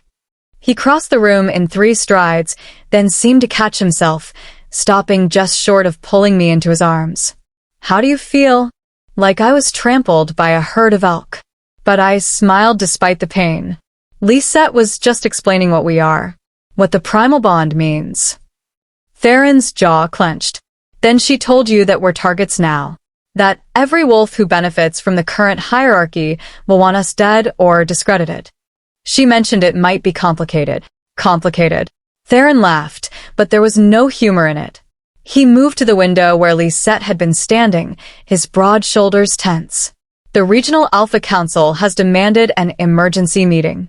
They want to see you, to verify that the primal bond is real, to determine if we pose a threat to pack stability. When? 3 days from now. Neutral territory. He turned back to me, and I saw fear in his eyes. Not for himself, but for me. Elowen, they're going to test you. Push you. Try to prove you're just a confused omega with delusions of power. And if they can't prove that. He didn't finish, but I heard the unspoken words through the bond. If they couldn't discredit me, they'd eliminate me. Then we don't go, I said. We stay in Shadowmere where the borders protect us. If we don't go, we're admitting fear, admitting weakness. Theron's voice was hard. The Council will declare Shadowmere a rogue pack, revoke all treaties, and cut off all trade routes. They'll isolate us until we have no choice but to submit or starve. They can't do that. They can and they will. Airless spoke from the doorway, her expression grim. I've been consulting with the freed corrupted. They've given us intelligence about the Council, about which alphas are corrupt and which might be allies. She entered, carrying a thick folder of papers. It's not good, Elowen. At least 5 of the 7 Council alphas have connections to packs that have lost wolves to corruption. They're either involved in the conspiracy, or they're next on the master's list. I push myself out of bed despite my body's protests. Then we go to this meeting. We show them the truth about the primal bond, about the corruption, about what's really threatening the packs. They might not listen, Theron warned. Then we make them listen. I moved to stand before him, tilting my head back to meet his eyes. I'm tired of being dismissed, Theron. Tired of being told I'm too weak, too small, too omega to matter. We have power now. Knowledge. We know there's an enemy building an army of corrupted wolves. If the Council won't listen, if they won't help, then their packs will be destroyed one by one until only Shadowmere remains. Pride flooded through the bond, mixed with fierce protectiveness. You realize you're talking about defying the entire established pack structure. I'm talking about survival. I held his gaze. And about changing a system that's clearly broken if it values strength over wisdom, dominance over healing, control over cooperation. You sound like a revolutionary. Maybe that's what we need to be. Silence fell as my words hung in the air. Lisette and Airless exchanged glances, something like hope lighting their faces. And Theron looked at me like I was the answer to questions he'd been asking his entire life. All right, he said finally. We go to the Council meeting. We present our evidence about the corruption, demonstrate the primal bond if necessary, and offer an alliance against the real threat. His expression hardened. But if they refuse to listen, if they try to harm you or discredit what we are, then yes, we become revolutionaries. We show every omega, every weak wolf, every pack member who's been told they don't matter that there's another way. That's treason, Airless said, but she was smiling. That's evolution, Theron corrected. The pack structure hasn't changed in centuries. Maybe it's time it did. Over the next 3 days, Shadowmere prepared for war. Not physical war, not yet, but the war of words and politics that could be just as deadly. Theron and Airless drilled me on council protocols, on how to address alphas without showing submission, on the delicate dance of pack politics. Lisette taught me to control my power in small bursts, so I wouldn't burn out if I needed to demonstrate the Primal Bond. And the freed corrupted taught me the most valuable lesson of all, how to recognize possession, how to see the signs of the dark spirits before they fully took hold. The master is patient, said Darian, the large male who'd been the corrupted leader. He was recovering well, his body healing, but his eyes haunted by memories of what he'd been forced to do. They don't attack in obvious ways. They corrupt slowly, targeting wolves who are vulnerable, outcasts, malcontents, those who feel betrayed by their packs. They offer power, revenge, and belonging. And by the time the wolf realizes what they've accepted, it's too late. How did they get you? I asked gently. Darian's expression twisted with shame. I was a beta in the Ironwood pack. My alpha passed over me for promotion and gave the position to his nephew instead. I was angry, bitter, and feeling worthless. He looked down at his hands. Then I started hearing a voice in my dreams, telling me I deserved better. Telling me I could have power beyond any beta, beyond any alpha even. All I had to do was accept a gift. And you did. I did. And the moment I agreed, the spirit took root. I tried to fight it, tried to resist, but it was so strong. It buried me deep inside my own mind and used my body like a puppet. His voice broke. I watched myself hurt people, Kill people. corrupt others the way I'd been corrupted. And I couldn't stop it. Couldn't even scream. I placed my hand over his, offering what comfort I could. You're free now. That's what matters. Because of you. Darian met my eyes, and I saw devotion there that made me uncomfortable. You gave me my life back, Luna. I will serve you until my last breath. And I'm not the only one who feels this way. He was right. The freed corrupted, all 43 of them, had pledged themselves to Shadowmere with a loyalty that bordered on worship. They called me Luna, bowed when I passed, and looked at me like I was their salvation. It was overwhelming. They need purpose, Theron explained when I confessed my discomfort to him.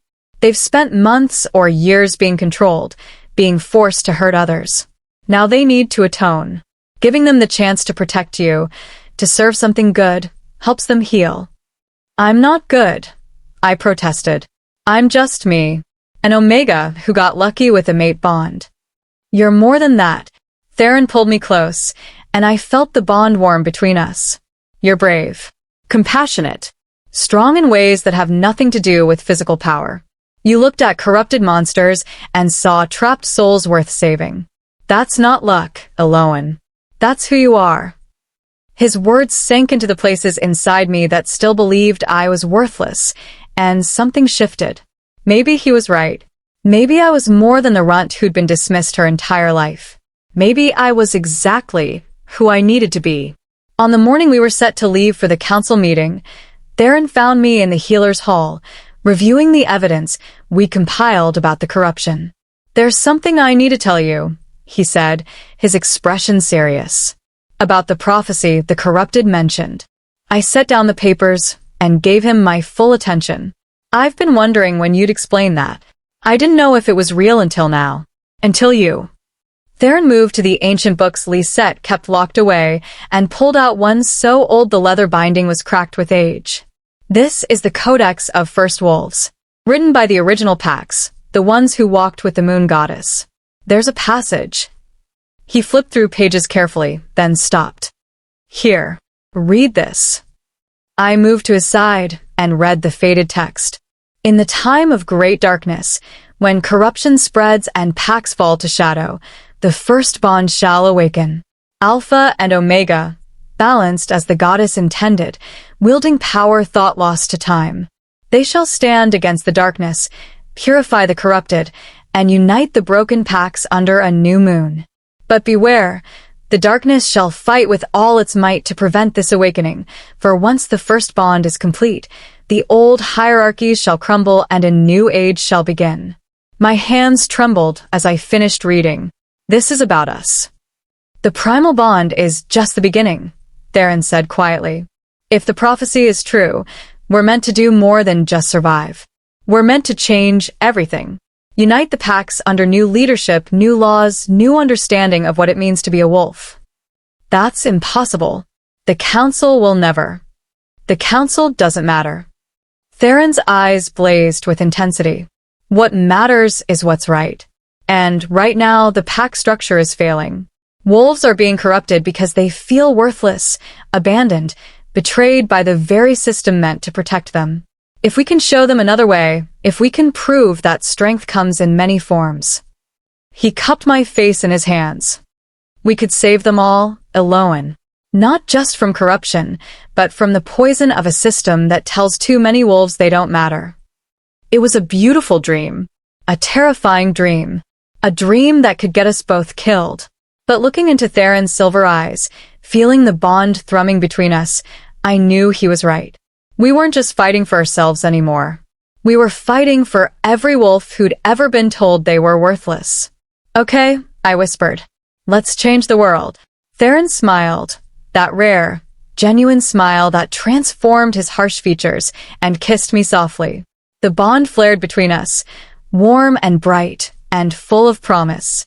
Then Airless knocked on the door. Alpha, Luna, it's time. The escort is ready.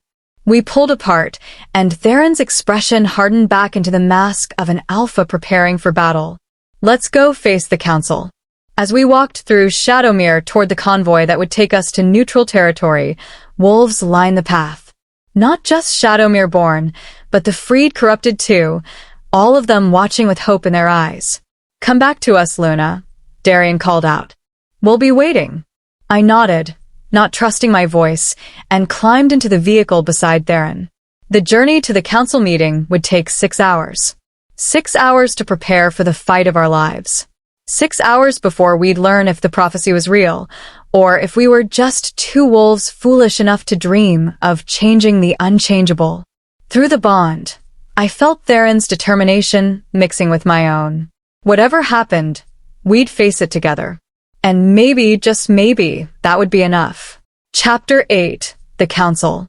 The council grounds were ancient, older than any living wolf could remember. 7 stone pillars rose from the earth in a perfect circle, each carved with the sigil of one of the founding packs. In the center stood a raised platform where matters of pack law were decided, disputes settled, and occasionally, sentences carried out. Today, it would serve as our trial ground. We arrived at sunset, the dying light casting long shadows across the clearing. Already, representatives from all 7 council packs had gathered, not just the alphas, but their betas, warriors, advisors. Easily 200 wolves, all watching as our convoy pulled up to the edge of the circle. Remember, Theron said quietly as we prepared to exit, show no fear. They'll interpret any hesitation as weakness. I'm not afraid of them, and surprisingly, it was true. I'd faced corrupted wolves trying to kill me. Politicians trying to intimidate me seemed almost quaint by comparison. Theron's lips quivered. That's my mate.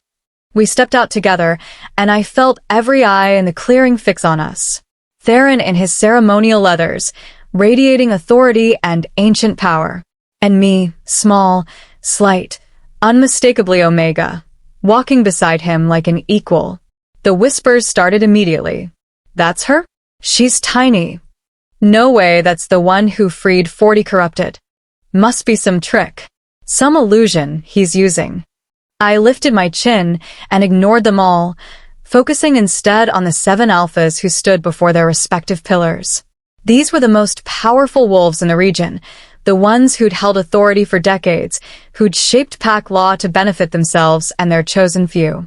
They did not look pleased to see us.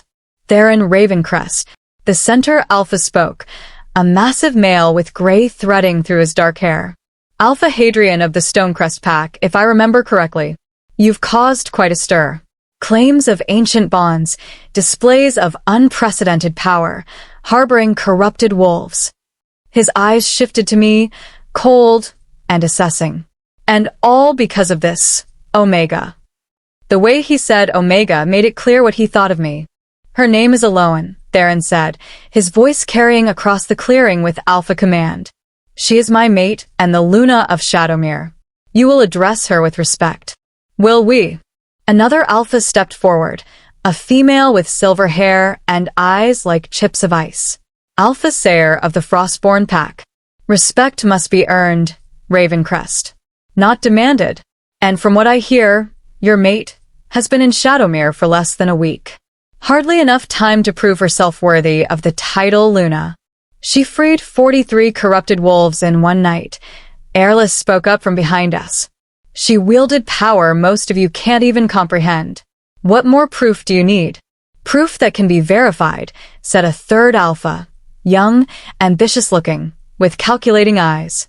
Alpha Cassius of the Riverrun pack. Anyone can claim to have performed miracles. We need to see evidence. The freed corrupted are evidence, Theron countered. I brought several with me. They can testify to what Elowen did, what they experienced. Corrupted testimony is unreliable, Hadrian interrupted. They could be under your control, fed lies to support your narrative. He leaned forward. No, Ravencrest. If you want a council to accept your claims about this primal bond, you'll need to demonstrate it. Here. Now. Where we can all witness and judge. I felt Theron tense beside me, felt his rage through the bond. This was what they'd wanted all along. To force us to reveal the extent of our power, to study us like specimens, to find weaknesses they could exploit. But we'd anticipated this. I had prepared for it. Fine, I said, stepping forward before Theron could refuse. What kind of demonstration do you want? Surprise rippled through the crowd. Omegas didn't speak in council meetings. Didn't address alphas directly. Didn't offer themselves up for testing. Hadrian's eyes narrowed. You're confident. Interesting. He gestured, and several wolves dragged forward a male bound in silver chains. The male was thin, ragged, his eyes wild and glowing with a faint red tint. This is Marcus. He was found 3 days ago attacking a patrol near Stonecrest territory. He's in the early stages of corruption. The spirit has taken root, but hasn't fully consumed him yet. Hadrian's smile was cruel. Cure him. Right here, right now. Prove your power is real. It was a trap. I could see it clearly. If I failed, they'd dismiss everything we'd said as lies. If I succeeded, they'd see exactly how my power worked, how to potentially counter it. But looking at Marcus, seeing the terror beneath the corruption as he fought the spirit controlling him, I knew I had no choice. I'll need Theron's help, I said. The primal bond requires both of us. Of course it does, Sayer muttered. Convenient. I ignored her and turned to Theron. Through the bond, I sent, Can we do this without revealing too much? We can try, he sent back. But Elowen, if this goes wrong, if the spirit fights back harder than expected, they'll see us vulnerable. They could attack. Then we make sure it doesn't go wrong. Theron studied my face for a long moment, then nodded. Bring him to the center. The warriors dragged Marcus to the platform. Up close, I could see the corruption more clearly. Dark veins spreading under his skin, his wolf fighting desperately against the spirit that was slowly devouring him. Help me, Marcus gasped, his voice his own for just a moment. Please, I don't want to become one of them. I don't want to hurt anyone. Then the spirit reasserted control, and his eyes flared red. He lunged against his chains, snarling. I placed my hand on Theron's, letting the bond flare to life. Power flowed between us immediately, that perfect circuit of his ancient strength and my healing gift. Together, we were a forge, capable of burning away any darkness. But as I reached out with my power to touch Marcus's corruption, something unexpected happened. The spirit didn't just fight back, it spoke. Omega, a voice like grinding stone echoed in my mind. You think you can stop us? You think freeing a few dozen pawns matters? Dark laughter filled my head. We are legion. We are inevitable. and the Master will see you broken before this ends. Who is the Master? I demanded aloud, trying to follow the connection back to its source. You'll know soon enough. When we come for you. When we tear everything you love to ash. The spirit's presence pushed against my power, trying to reach into my mind the way it had reached into Marcus's. Join us, Omega. You have power we could use. Imagine what you could become if you stopped fighting and embraced what we offer. Never. I poured more power into the healing, feeling Theron's strength supporting me, anchoring me. The spirit shrieked as I burned through its hold on Marcus, driving it out piece by piece. But it fought harder than any of the corrupted from the battle. This spirit was stronger, older, more deeply rooted. And as I worked, I realized why it wanted me to exhaust myself. Wanted to drain my power in front of the council, so they'd see me weak. Elowen, pull back. Theron warned through the bond. You're burning too much energy. I can finish this. I can save him. Not at the cost of your own safety. Pull back. Now. But I couldn't. Because looking at Marcus, feeling his desperate hope, knowing he'd been stolen from his pack and turned into a weapon against his will, I couldn't let him suffer just because it was politically inconvenient. I pulled harder on the bond, drawing more of Theron's power, mixing it with my own until we burned so bright the watching wolves had to shield their eyes. The spirit screamed one final curse, then shattered. Marcus collapsed, freed, sobbing with relief as his body purged the last traces of corruption. I staggered, and Theron caught me, his arms wrapping around me as dizziness threatened to pull me under. I've got you, he murmured. Well done. But next time, listen when I tell you to stop. Through the bond, I felt his fear, his pride, his exasperation. Sorry. I'm not very good at taking orders. I've noticed, when my vision cleared, I found the entire council staring at us. Not with dismissal anymore. With something that looked dangerously like fear. Satisfied. Theron called out, his arms still supporting me. Or, do you need more proof? Hadrian exchanged glances with the other alphas. The power is real, he admitted grudgingly. But that doesn't mean we accept your claims about this prophecy, or your right to harbor corrupted wolves, or... They're not corrupted anymore, I interrupted, finding my voice. They're freed. Healed. And they have nowhere else to go because their original packs won't take them back, will they? Because your laws say that once a wolf is corrupted, they're contaminated. Untouchable. Better to kill them than risk allowing them to return. Uncomfortable silence fell. Those laws exist for good reason, Sayre said defensively. Corrupted wolves are dangerous. They're victims, I shot back. Victims of an enemy who's building an army by preying on wolves. Your pack structure has failed. The outcasts. The ones told they're worthless. The ones who feel so abandoned by their packs that they're vulnerable to promises of power and belonging. I pulled away from Theron, standing on my own despite my exhaustion. You want to know why corruption is spreading? Look at your own hierarchies. Look at how many wolves you've dismissed, rejected, devalued. You're creating the very army that's going to destroy you. How dare you? Cassius started. She's right. The voice came from the back of the crowd, and a new alpha stepped forward. This one was older, with kind eyes and an air of quiet authority. Alpha Eldrick of the Thornwood Pack. I've been saying for years that our structure is failing, that too many wolves fall through the cracks. But the council refused to listen. He looked at me directly. You're offering an alternative. A system where Omega power is valued, where healing is as important as fighting, where wolves aren't judged solely on their rank.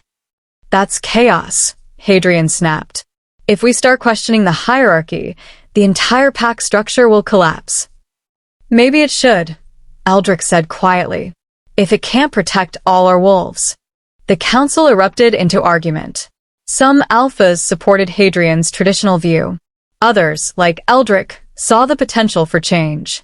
And in the middle of it all, I stood beside Theron and felt the weight of the prophecy settling over us. This was it. The moment everything changed for better or worse. Then Sayre raised her hand in silence. Enough. We're not solving this today. She fixed her cold gaze on me. Elowen Thorn, you've demonstrated power. But power without control is dangerous. The council will reserve judgment on your claims until you've proven you can wield this gift responsibly. What does that mean? Theron demanded. It means probation. Hadrian's smile was sharp. Shadowmere will be monitored. Any use of this Primal Bond power must be reported to the council. Any harboring of former corrupted must be documented and justified. And Elowen herself will be required to appear before us monthly for evaluation. That's outrageous, Airless started. That's our decision. Hadrian's voice was final. Accept these terms, or Shadowmere will be declared rogue and all treaties will be revoked. It was a cage. A way to control us, watch us, limit what we could do while they decided whether we were useful or threatening. But it was also time. Time to prepare, to strengthen our alliances, to find others who might support the changes we wanted to make. We accept, I said before Theron could refuse. For now. The thread in those last two words was clear. This wasn't surrender. It was a strategic retreat. Hadrian's eyes narrowed, but he nodded. Then this council session is concluded. Dismissed.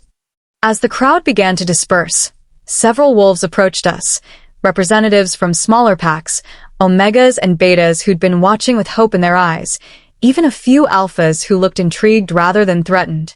Luna Lowen, an omega female, said shyly, "What you did today, what you said about wolves who fall through the cracks, I've felt that way my entire life. Like I don't matter because I'm not strong enough to fight." "You matter," I told her firmly. "Every wolf matters. And if your pack can't see that, then maybe you need a different pack." Her eyes widened. Are you saying I could come to Shadowmere?" Before I could answer, Theron spoke. Shadowmere welcomes any wolf seeking a home where all skills are valued. Healers, teachers, crafters, caregivers, not just warriors. If you want to join us, you're welcome. It was a declaration of war, really. Offering to take wolves from other packs, undermining the council's authority. But wolves were already stepping forward, asking questions, expressing interest. And I realized, we just planted the seeds of revolution. As we finally left the council grounds hours later, exhausted but victorious in our own way, Theron pulled me close. "You were magnificent," he said. "Dangerous and brilliant and absolutely terrifying to anyone who benefits from the status quo." "Good," I said. "Let them be terrified. Because we're just getting started."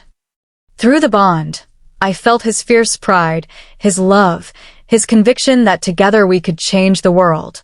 And for the first time since this journey began, I believed it too.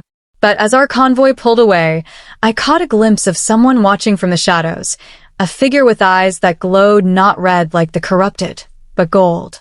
Ancient gold. And I knew with sudden, terrible certainty that the real enemy hadn't shown themselves yet. The master was still out there, watching, waiting, planning. And when they finally struck, it would make everything we'd faced so far look like child's play. Chapter 9. The Betrayal. 3 weeks passed in uneasy peace.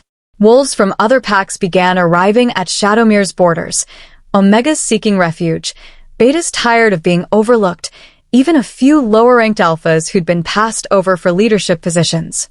Each one came with stories of dismissal, rejection, of being told they didn't matter. And each one we welcomed. Our population swelled from 200 to nearly 400. The settlement expanded as new structures were built into the cliff faces, new gardens planted, and new lives begun. It should have been a time of celebration, proof that our message was spreading, that wolves were hungry for change. But something felt wrong. I couldn't pinpoint it exactly. Just a sense of unease that settled over me like morning fog, refusing to burn away no matter how bright the sun shone. Through the bond, I knew Theron felt it too. His warriors had doubled patrols.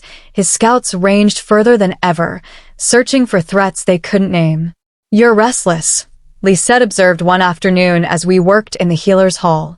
A new arrival, a young omega named Aurelia, had come in with infected wounds from her journey, and we were treating her while she told her story. "My pack called me useless," Aurelia said, wincing as I cleaned the claw marks across her shoulder. "Said I was taking up resources better spent on warriors." When I heard about Shadowmere, about a Luna who valued healing, her eyes filled with tears. I walked for 6 days to get here, barely escaped rogues twice, but it was worth it to finally be somewhere I'm wanted. Stories like hers had become common, and each one made the unease in my chest tighten further. Something's wrong, I said after Aurelia left, her wounds bandaged and her hope restored. Too many wolves are arriving too quickly. It's like someone's hurting them here? Lisette finished, her silver eyes troubled. I've thought the same thing. But why? What would be the purpose? I didn't have an answer. Not until that evening, when Theron returned from a border patrol with Kaelin and several warriors, did his expression become grim. We found bodies, he said without preamble, gathering the core leadership in the Alpha's residence. 3 of them, wolves from the River Unpack, killed within the last day. Their bodies were left just outside our borders. Rogues? Airless asked. No. Kaelin spread a map across the table, marking locations. The kills were too clean, too purposeful, and they were positioned deliberately, forming a triangle around the eastern approach to Shadowmere. A message, I said, understanding dawn. Someone's trying to make it look like we killed them. Exactly. Theron's jaw clenched. I've already sent word to the council, explaining what we found before they hear twisted versions from other sources. But he looked at me, and I felt his worry through the bond. This feels like the beginning of something bigger, like someone setting us up. The Master, Darian spoke from the doorway. The freed corrupted had become one of our most trusted warriors, his knowledge of the enemy's tactics invaluable. This is how they work. They isolate their targets, turn other packs against them, make them vulnerable before the real attack comes. But we have 400 wolves now, one of the new arrivals said, a beta named Theron who'd become an advisor. We're stronger than we've ever been. Are we? Airless moved to the window, looking out over the crowded settlement. Or are we just a bigger target? 400 wolves to feed, house, protect. 400 potential weaknesses, if even one of them is compromised. The implication hung heavy in the air. You think there's a spy, I said quietly. I think it would be foolish not to consider the possibility. Airless turned back to us. The Master has been manipulating wolves for years, turning them into corrupted through promises and lies. What if they've planted someone here? Someone who hasn't been corrupted yet, but who's feeding them information, helping them plan their attack. We've vetted every new arrival, Theron protested. Checked them for signs of corruption. The spirit doesn't show until it's activated, Darian interrupted grimly. I know. I was one of them. The Master can plant a seed in someone's mind, leave it dormant for weeks or months, then trigger it when needed. The host doesn't even know they're compromised until it's too late. Cold dread washed over me. Then anyone could be the spy, even someone who's been here from the beginning. We can't start suspecting our own pack, Lisette said firmly. That's exactly what the enemy wants, to turn us against each other, break our unity from within. She was right, but looking around the room at faces I'd come to trust, I couldn't help wondering, was one of them already lost? The next morning brought worse news. A messenger from the council arrived with a formal complaint. 3 more bodies had been found, this time from different packs, all killed in the same clean, purposeful way, and all found near Shadowmere territory. The council is convening an emergency session, the messenger said, his expression carefully neutral. You're required to attend in 2 days. They're considering revoking Shadowmere's protected status. On what grounds? Theron's voice was dangerously quiet. Suspicion of murdering pack members, harboring criminals, creating instability in the region. The messenger shifted uncomfortably. Alpha Hadrian believes you're using your power to control wolves, forcing them to attack other packs to strengthen Shadowmere's position. That's insane. Nevertheless, you must answer these charges. The messenger handed over a sealed document. The full list of accusations is here. I'm sorry, Alpha. Many of us don't believe these claims. But the council has spoken. After he left, Theron read through the accusations with growing fury. They're twisting everything. Every wolf we've welcomed is being characterized as stolen. Every death near our borders is being blamed on us. They're building a case to declare us rogue. Can they do that? I asked, though I already knew the answer. With a majority council vote, yes. Airless took the document, scanning it quickly. And they have the votes. Hadrian, Sayer, Cassius, all three have been vocal opponents since the first meeting. That's 3 of 7. They only need one more alpha to vote against us, and we're exiled from the regional pact structure entirely. Which means no trade, no treaties, no protection under pact law, Kalen added. Every wolf here would become fair game for challenge, attack, even execution if we cross into another pact's territory. We fight, Darian said simply. We have 400 wolves now.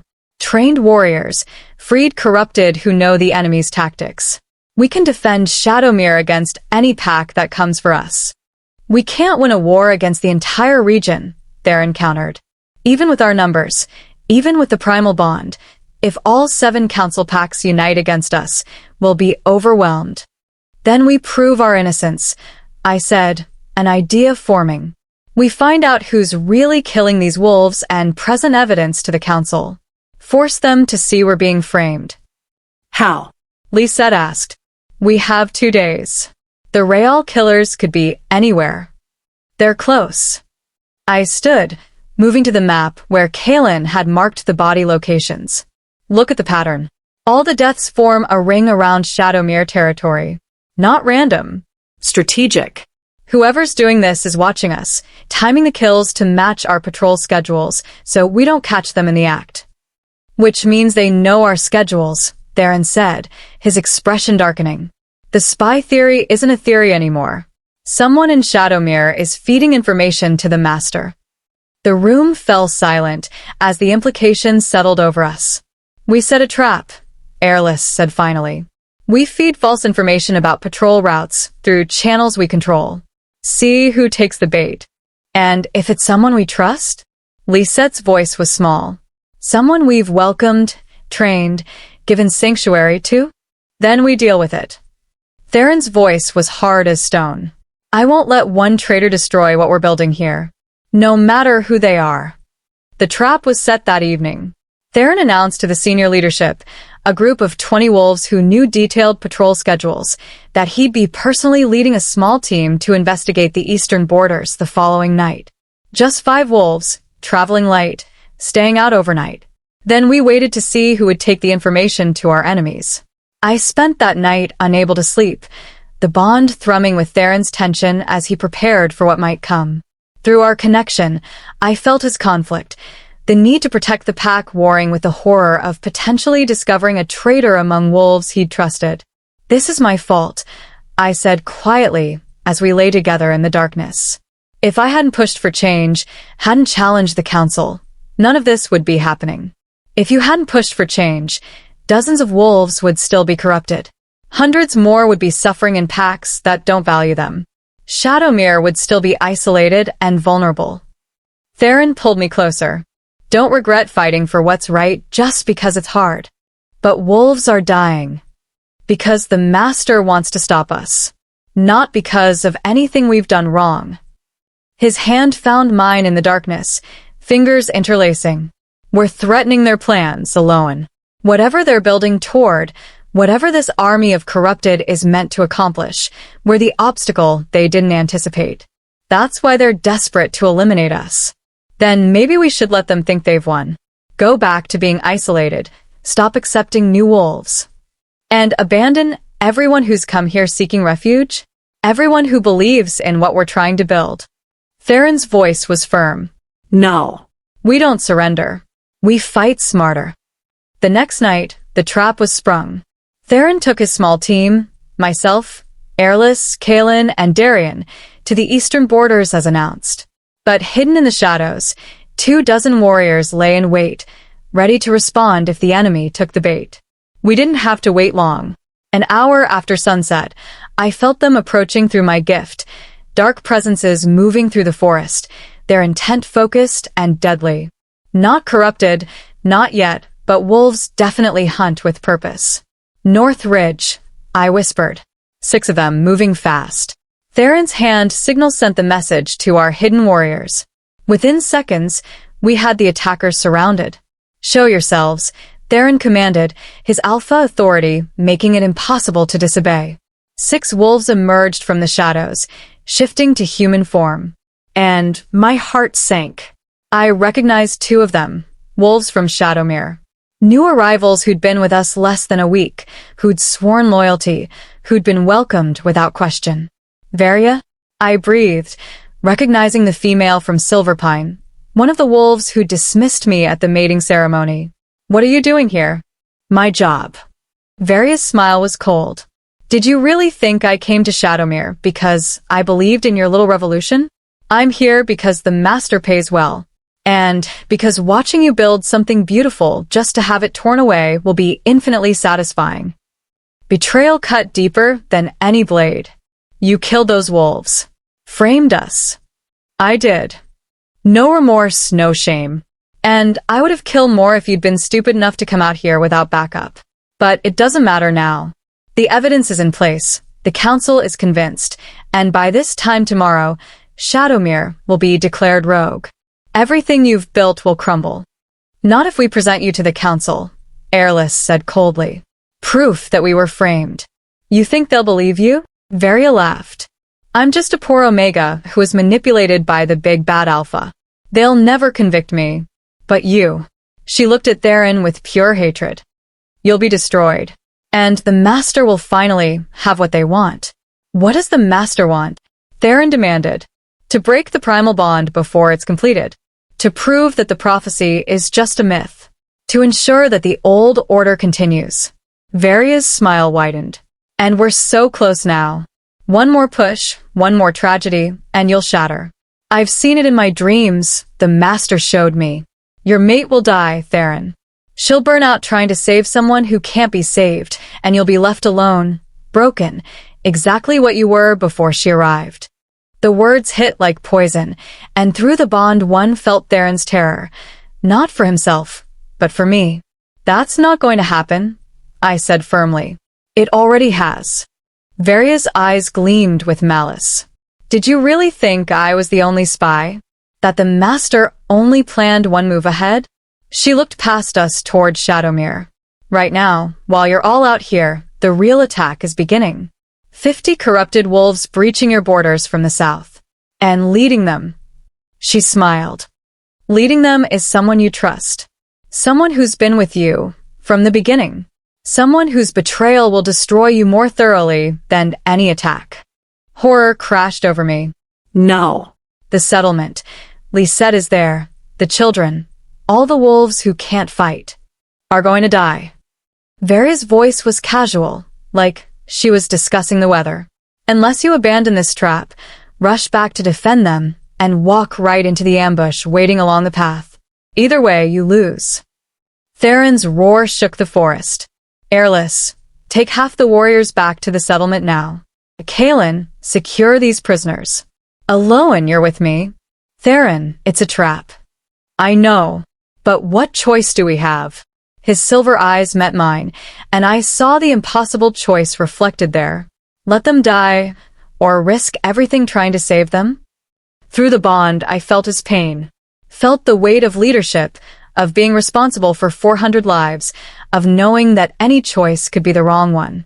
We save them, I said. All of them, whatever it costs. As we raced back toward Shadowmere, Varia's laughter followed us through the darkness. And I knew whatever was waiting for us at home would test us like nothing had before. The betrayal wasn't just Varia's. It was going to be much, much worse. Chapter 10. The Shattered Trust. We reached Shadowmere to find it burning. Not with fire, with corruption. Dark energy pulsed through the settlement like a diseased heartbeat, and everywhere I looked, wolves were fighting for their lives against corrupted attackers who'd somehow breached our supposedly impenetrable borders. The wards are down, Theron said, his voice hollow with disbelief. Someone disabled them from the inside. Through the bond, I felt his rage, mixing with crushing guilt. He'd brought these wolves here, promised them safety, and now they were dying because he'd been lured away by a trap. "We end this now," I said, grabbing his hand. Together. The primal bond flared to life between us, power surging through our joined connection. But this time, instead of just healing, I let the bond show me something else, a map of the corruption spreading through Shadowmere.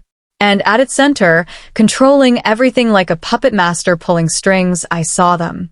Lisette. "No," I breathed. "No, it can't be." But even as I denied it, I knew it was true. Theron's sister, the one who'd welcomed me so warmly, who'd taught me about healing, who'd prepared my room and made me feel like family, she stood at the heart of the settlement, her silver eyes glowing not with their natural light, but with the sickly red of corruption. "Lisette." Theron's voice broke on her name. Through the bond, I felt his world shattering. "How long?" "Since before you left for Silverpine." Lisette's voice was hers but wrong, overlaid with something darker, older. "The master came to me in dreams, showed me what you were planning. Showed me how taking a mate would give you power I could never match. How I'd always be second to her." She looked at me with hatred so pure, it was like a physical blow. "So I made a deal. Help destroy the primal bond, and the master would make me alpha instead. Give me the power I deserve." "You were never second," Theron said, his voice raw. "You're my sister. I love you." "Love." Lisette laughed, and it was a broken sound. "You left me alone for 3 months while you obsessed over her. You brought her here and gave her everything, title, respect, purpose, while I remained the healer no one truly valued. The master saw what you couldn't, that I was being overlooked, replaced. The corruption wasn't possessing her, I realized with horror. It was feeding on emotions that had been there all along, jealousy, resentment, the feeling of being invisible. The same feelings that had made me vulnerable once. The same feelings the master had exploited in hundreds of wolves. "Lisette, listen to me." I stepped forward, feeling Theron's alarm through the bond but pushing past it. "I know what it feels like to be overlooked. To watch everyone else get chosen while you remain alone. But corruption isn't the answer. Don't pretend you understand me." Lisette's power lashed out, and I barely raised a shield in time to deflect it. "You got everything. The mate bond, the power, the respect. In 1 week, you became more important to Theron than I've been in a lifetime. So yes, I made a choice. And I'd make it again." Corrupted wolves closed in around us, but these weren't mindless beasts. They moved with coordination, with purpose, cutting off escape routes and herding the Shadowmere wolves into smaller groups where they could be overwhelmed. Airless. Theron's shout carried across the chaos. "Protect the children.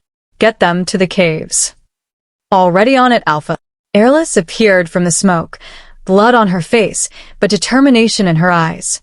"Kaelin is holding the eastern flank. Darien has the western. But Theron..." She looked at Lisette with grief. "She's disabled the warding stones. Even if we drive back this attack, we're vulnerable to the next one. Then we re-enable them." Theron's jaw clenched. "Elowen, the warding stones require both alpha power and omega power to activate. Can you find them and activate them while you deal with your sister?" I finished. "Yes." "But Theron..." I turned to face him fully, needing him to hear this. "Don't kill her. Please.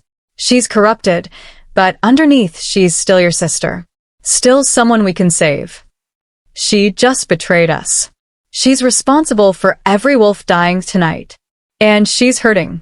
The master found her pain and twisted it into something dark. But pain can be healed." I squeezed his hand. "We save her, Theron, because that's what we do. That's what makes us different from them." Through the bond, I felt him struggling, alpha instinct screaming to eliminate the threat, warring with the love for his sister that hadn't died despite her betrayal. "I'll try," he said finally. "But if it comes down to her life or the pack, it won't. I won't let it." I kissed him quickly, fiercely. "Trust me." Then I ran toward the settlement center, where I could feel the warding stones pulsing weakly, their power disrupted, but not completely destroyed. The stones were arranged in a pattern that mirrored the pillars at the council grounds, 7 points forming a protective circle around Shadowmere. Lisette had damaged them, but not destroyed them, which meant there was hope. I reached the first stone and placed my hands on its carved surface. The moment my skin made contact, I felt its purpose, ancient magic woven by the first wolves to protect their descendants. But it needed both alpha and omega power to function, a balance that represented the old ways. Through the bond, I called Theron. I need your power. Channel it through me. I'm fighting. I know. But I need you anyway. Please. A heartbeat of hesitation. Then his power flooded through our connection. I gasped at the intensity of it, feeling like I was trying to hold onto lightning. But I shaped it, mixing it with my own gift, and poured the combined energy into the stone. It flared to life, and I felt the protective barrier strengthen around that section of the settlement. 6 more stones to go. I ran to the second, corrupted wolves noticing my purpose now, and moving to intercept. Darian appeared from nowhere, his blade singing as he cut them down. "Go, Luna," he shouted. "I'll hold them here." Stone 2 activated. Stone 3. Each one drained me further, the effort of channeling Theron's power while maintaining my own pushing me toward the edge of collapse. At Stone 4, I faltered. Elowen, a young voice, Aurelia, the Omega I'd healed days ago. She ran to my side, her hands joining mine on the stone. "Let me help. I'm not strong, but maybe." Her Omega power, small but pure, joined mine and Theron's. And I felt it, the beginning of something new. The stone didn't just need Alpha and Omega power. It needed community, unity, wolves choosing to stand together. "Call the others," I gasped. "Every Omega, every wolf who's not fighting. We activate these together." Word spread fast. Within minutes, dozens of wolves had joined us. Omegas, healers, elderly wolves, even children old enough to understand. They formed chains, hands linked, power flowing between them in a web that grew stronger with each addition. And the stones responded. One by one, we activated them, the protective barrier rebuilding around Shadowmere. The corrupted felt it, their attacks growing more desperate as their window of opportunity closed. But we were faster. The 7th stone flared to life, and the barrier snapped into place with a sound like thunder. The corrupted wolves caught inside the settlement collapsed, the dark spirits suddenly cut off from their source of power. And outside the barrier, I felt them, hundreds more corrupted, an army waiting to breach our defenses. But they couldn't. Not now. Not with the wards restored. No. Lisette's scream of rage echoed across the settlement. "You were supposed to die. The Master promised. You were supposed to burn out and die." I turned to find her facing Theron, both of them in their wolf forms, circling each other in a deadly dance. Blood matted Lisette's silver fur, Theron's, from the wounds she'd inflicted. But he'd held back, I could see it, refusing to deliver killing blows despite the openings she'd given him, because she was still his sister. "Theron, don't." I ran toward them, knowing I was too exhausted to be useful, but unable to stand aside. Lisette lunged, going for his throat. Theron dodged but wasn't fast enough. Her teeth caught his shoulder, tearing deep. Through the bond, I felt his pain, felt his strength wavering, and I made a choice. I threw myself between them, my small Omega wolf form barely larger than a child's, and caught Lisette's next attack meant for Theron's heart. Her teeth sank into my side, and pain exploded through me like white fire. "Elowen!" Theron's roar shook the earth. But I held on, wrapping my jaws around Lisette's neck, not to kill, but to hold. To force her to look at me, to see me, to remember who she'd been before corruption twisted her. "Lisette," I sent through my gift, forcing a connection between our minds. "I know you're still in there. I know you're hurting. But this isn't you. The Master is using your pain, feeding on it, turning you into something you're not. You don't know anything about me," her voice snarled back, but I heard the waver in it. The doubt. "I know what it's like to be invisible, to watch everyone else matter while you fade into nothing. I know what it's like to be so desperate for recognition that you do anything, even things you know are wrong, just to be seen. I poured every ounce of understanding, every moment of shared pain into the connection. But I also know that recognition earned through darkness isn't real. It's empty. It doesn't fill the void inside. It just makes it bigger. The Master promised me power. The Master promised you slavery. I showed her what I'd seen in the corrupted I'd freed, the trapped souls screaming silently, the horror of being controlled, the years of torment with no escape. Is this what you wanted? To become a puppet? To lose yourself completely? Lisette's form shuddered.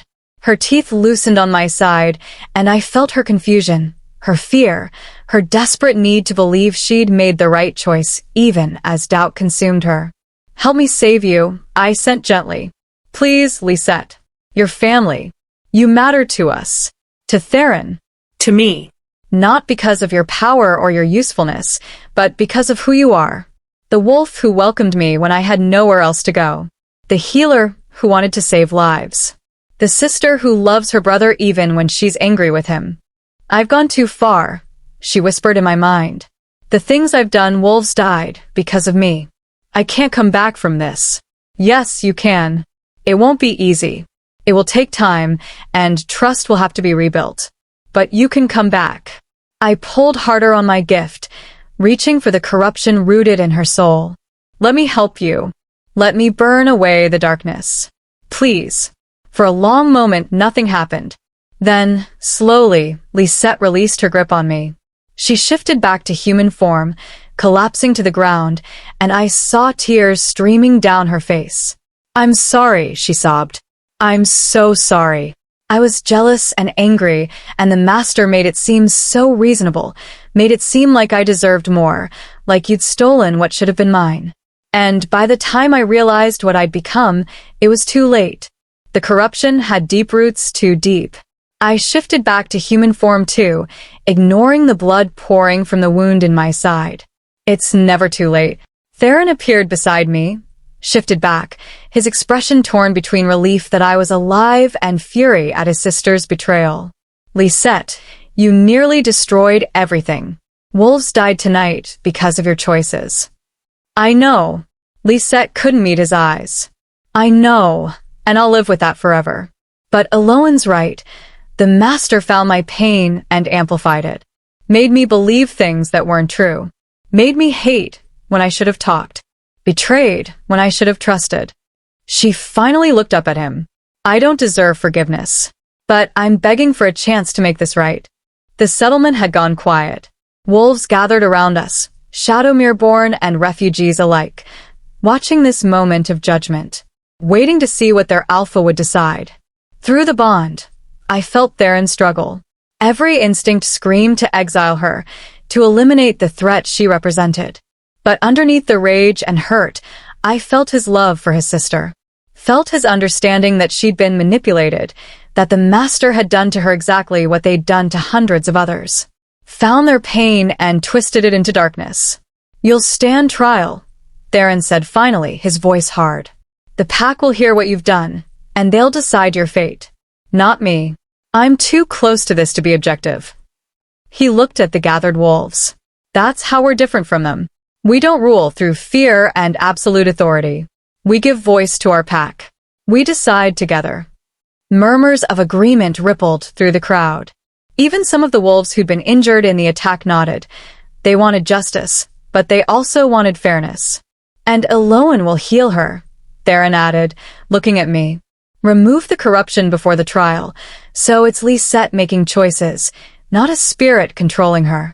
Agreed, I said, though standing up made my vision swim. The wound in my side was worse than I'd thought, and I'd burned through almost all my power activating the stones.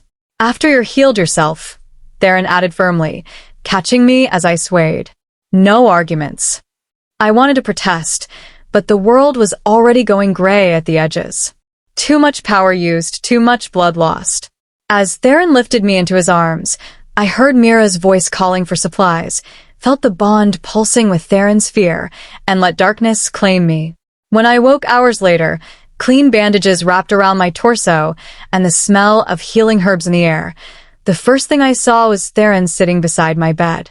He looked exhausted, dried blood still on his skin from wounds that had healed, his silver eyes shadowed with guilt. "How long?" I asked, my voice rough. 6 hours. "Mira said you'd be fine, but—" He took my hand carefully, like I might break. Don't ever do that again. "Don't ever throw yourself between me and an attack. You could have died. But I didn't. And neither did you." I squeezed his hand weakly. "Lisette. In a secure room. Guarded. The corruption is still rooted in her, but Mira's keeping her sedated until you're strong enough to remove it." His jaw clenched. "The pack is calling for exile.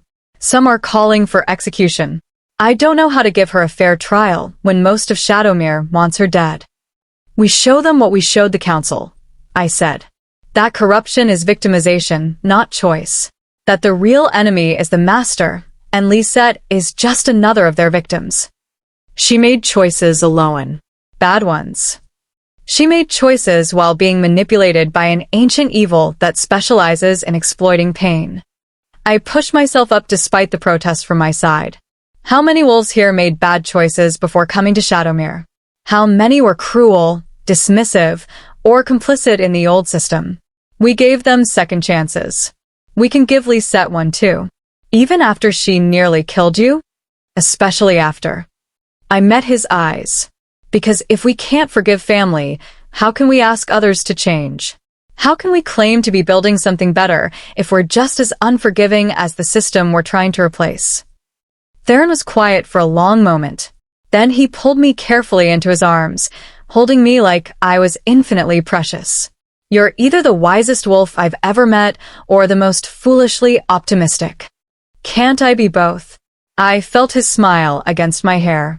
"I love you, Elowen Thorn, even when you make my life impossibly complicated." My breath caught. He'd said it, the words we'd been dancing around since the bond formed. "I love you too, Theron Ravencrest, even when you're being an overprotective alpha." Through the bond, joy flooded between us, bright and pure and untainted by the darkness we'd faced. But outside my window, dawn was breaking, and with it came new challenges. The council would have heard about tonight's attack by now, would know that Shadowmere had been compromised from within, would use it as evidence that we were unstable, dangerous, unable to protect our own pack, let alone lead a revolution. And somewhere out there, the Master was watching, planning their next move, preparing to strike again. But for now, at this moment, I let myself rest in Theron's arms. We'd survived betrayal, survived an attack that should have destroyed us. And we'd done it by holding on to hope even when darkness threatened to consume everything. That had to count for something. Chapter 11. The Trial. The trial was held 3 days after the attack, in the great hall that had been expanded to accommodate our growing population. 400 wolves packed into every available space, sitting, standing, some even perched on the stone ledges that lined the walls. The air was thick with tension, grief, and anger. 12 wolves had died in the attack. 30 more had been injured. And everyone knew who was responsible. Lisette stood in the center of the hall, her hands bound not with rope, but with silver-threaded cord that prevented shifting. I'd spent 2 exhausting days burning the corruption from her soul, and what remained was a broken wolf, haunted by what she'd done, by the lives she'd helped destroy. But she was free, herself again. And that meant she had to face what she'd done with clear eyes. "This is a mockery," a voice called from the crowd. One of the injured warriors. "She should be executed, not given a trial. She betrayed us. She killed our packmates." Murmurs of agreement rippled through the hall. Theron stood beside me on the raised platform where the Alpha and Luna traditionally presided. His face was carved from stone, revealing nothing. But through the bond, I felt his turmoil, the desire to defend his sister warring with his duty to his pack. "Shadowmere is not built on vengeance," I said, my voice carrying across the hall. The crowd quieted, waiting. "We're built on the principle that wolves deserve second chances. That corruption is the enemy, not the wolves it possesses." If we execute Lisette without understanding how she was manipulated, we're no better than the packs that cast out their omegas for being useless. She wasn't possessed, another voice shouted. She made a deal with the master willingly. She chose betrayal. Did she? I looked at Lisette, who stood with her head bowed, tears sliding down her face. Lisette, tell them. Tell them how the master approached you. What they promised. Lisette's voice was barely a whisper. It started with dreams. 3 months ago, right after Theron left for Silverpine, I'd see visions of him bonding with someone, becoming more powerful, and I'd be forgotten. Just the healer sister, no longer needed. Jealousy isn't an excuse for murder, someone spat. No, it's not. Lisette finally looked up, her silver eyes red from crying. But the master didn't just feed my jealousy. They showed me futures, false futures I realize now, where Shadowmere thrived without me. Where Theron's mate took over all my responsibilities. Where I became invisible. Her voice broke. And I was terrified of being invisible. It doesn't matter. I felt the recognition ripple through the crowd. How many of these wolves had felt the same thing before coming to Shadowmere? How many had been driven by the fear of insignificance? The master specializes in finding our deepest fears and weaponizing them. I continued. They found Lisette's fear of being replaced and amplified it until she couldn't think clearly. Until betrayal seemed like survival. That doesn't bring back the dead, an elderly female said, her voice heavy with grief. My son died in that attack. Lisette's fear doesn't resurrect him. Lisette flinched like she'd been struck. No. Nothing I say or do will bring him back. I'll carry the weight of every death for the rest of my life. And if the pack decides I should die for what I've done, I'll accept that judgment. No. Theron finally spoke, his voice resonating with alpha authority. That's the coward's way out. Death is easy, Lisette. Living with what you've done, that's the real punishment. He looked out at the assembled pack. My sister betrayed us. She made choices that led to deaths. But she also spent 20 years serving this pack as our healer, saving countless lives before corruption twisted her. That doesn't balance out. I'm not saying it does. Theron's eyes flashed silver. I'm saying that wolves are complex. We can do terrible things and still be worth saving. That's the entire foundation of what we're building here, that no wolf is beyond redemption if they're willing to fight for it. And you're not biased at all because she's your sister. Kasha, one of the freed corrupted, said bitterly. I'm absolutely biased, Theron agreed. Which is why I'm not making this decision alone. The pack will vote.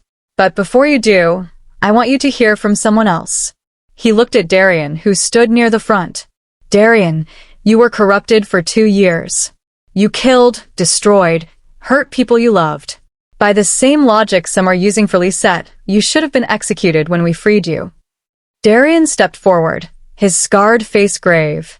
The alpha is right. I did terrible things while corrupted. And every day, I wake up with those memories, those faces haunting me. But Luna Elowen gave me a second chance. She saw past the monster I'd become to the wolf I used to be. He looked at Lisette. I'm not saying what she did wasn't wrong. I'm saying that if we execute everyone who's made mistakes while being manipulated by the master, we'd have to execute half of this pack. Maybe more. Silence fell as his words sank in. So, what do you propose? Mira, the pack's elderly healer, asked. That we simply forgive and forget. No, I said. We hold her accountable. Lisette will work to make amends for what she's done, healing the injured, helping rebuild what was damaged, serving the pack in whatever way we need. Under supervision, under restriction, proving every day that she's committed to redemption. For how long? Someone asked. As long as it takes for the pack to trust her again. Theron's voice was firm. It could be years. It could be decades. But she'll have that chance if the pack agrees. And if she betrays us again? Then execution, Lisette said quietly. No trial, no second chance. If I prove unworthy of your mercy, I'll accept death without protest. Aurelia, the young Omega I'd healed, stood up. I vote for mercy. Luna Elowen taught me that healing isn't just about bodies, it's about souls too. If we can't heal our own pack's wounds, how can we claim to be better than those who cast us out? One by one, others stood. The freed corrupted almost universally voted for mercy. They understood better than anyone what it meant to be controlled by darkness. Many of the refugees voted for mercy too, seeing their own struggles reflected in Lisette's story. But the Shadowmere-born wolves were divided. Some saw mercy as weakness. Others saw it as the strength their Alpha and Lunar kept preaching about. In the end, the vote was close. 247 for mercy, 153 for execution. Lisette would live. But she'd do so carrying the weight of her crimes, working every day to prove she deserved the second chance she'd been given. As the crowd dispersed, some satisfied with the verdict and others grumbling about weakness, Lisette approached the platform where Theron and I stood. "Thank you," she whispered. "I don't deserve." "You're right, you don't." Theron's voice was hard. "But we're giving you the chance to earn it. Don't waste it." "I won't. I swear on my life. I'll spend every day proving I'm worthy of your trust again." Lisette looked at me, her eyes swimming with tears. "Luna Elowen, you saved me twice now. Once from corruption, once from execution. I owe you a debt I can never repay." "Then repay it by helping me save others," I said. "The Master has an army of corrupted wolves out there. Wolves like you were, trapped, suffering, desperate for freedom. Help me free them. Help me show them there's a path back." Something shifted in Lisette's expression, grief giving way to purpose. "I will.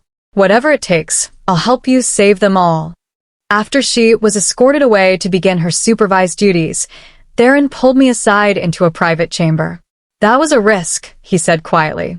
"Showing mercy to someone who betrayed us so thoroughly. Some of the pack will see it as weakness.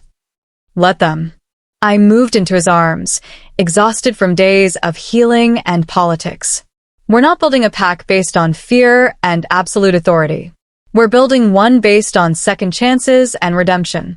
If that makes us weak in some eyes, so be it." "You're not weak." Theron's arms tightened around me.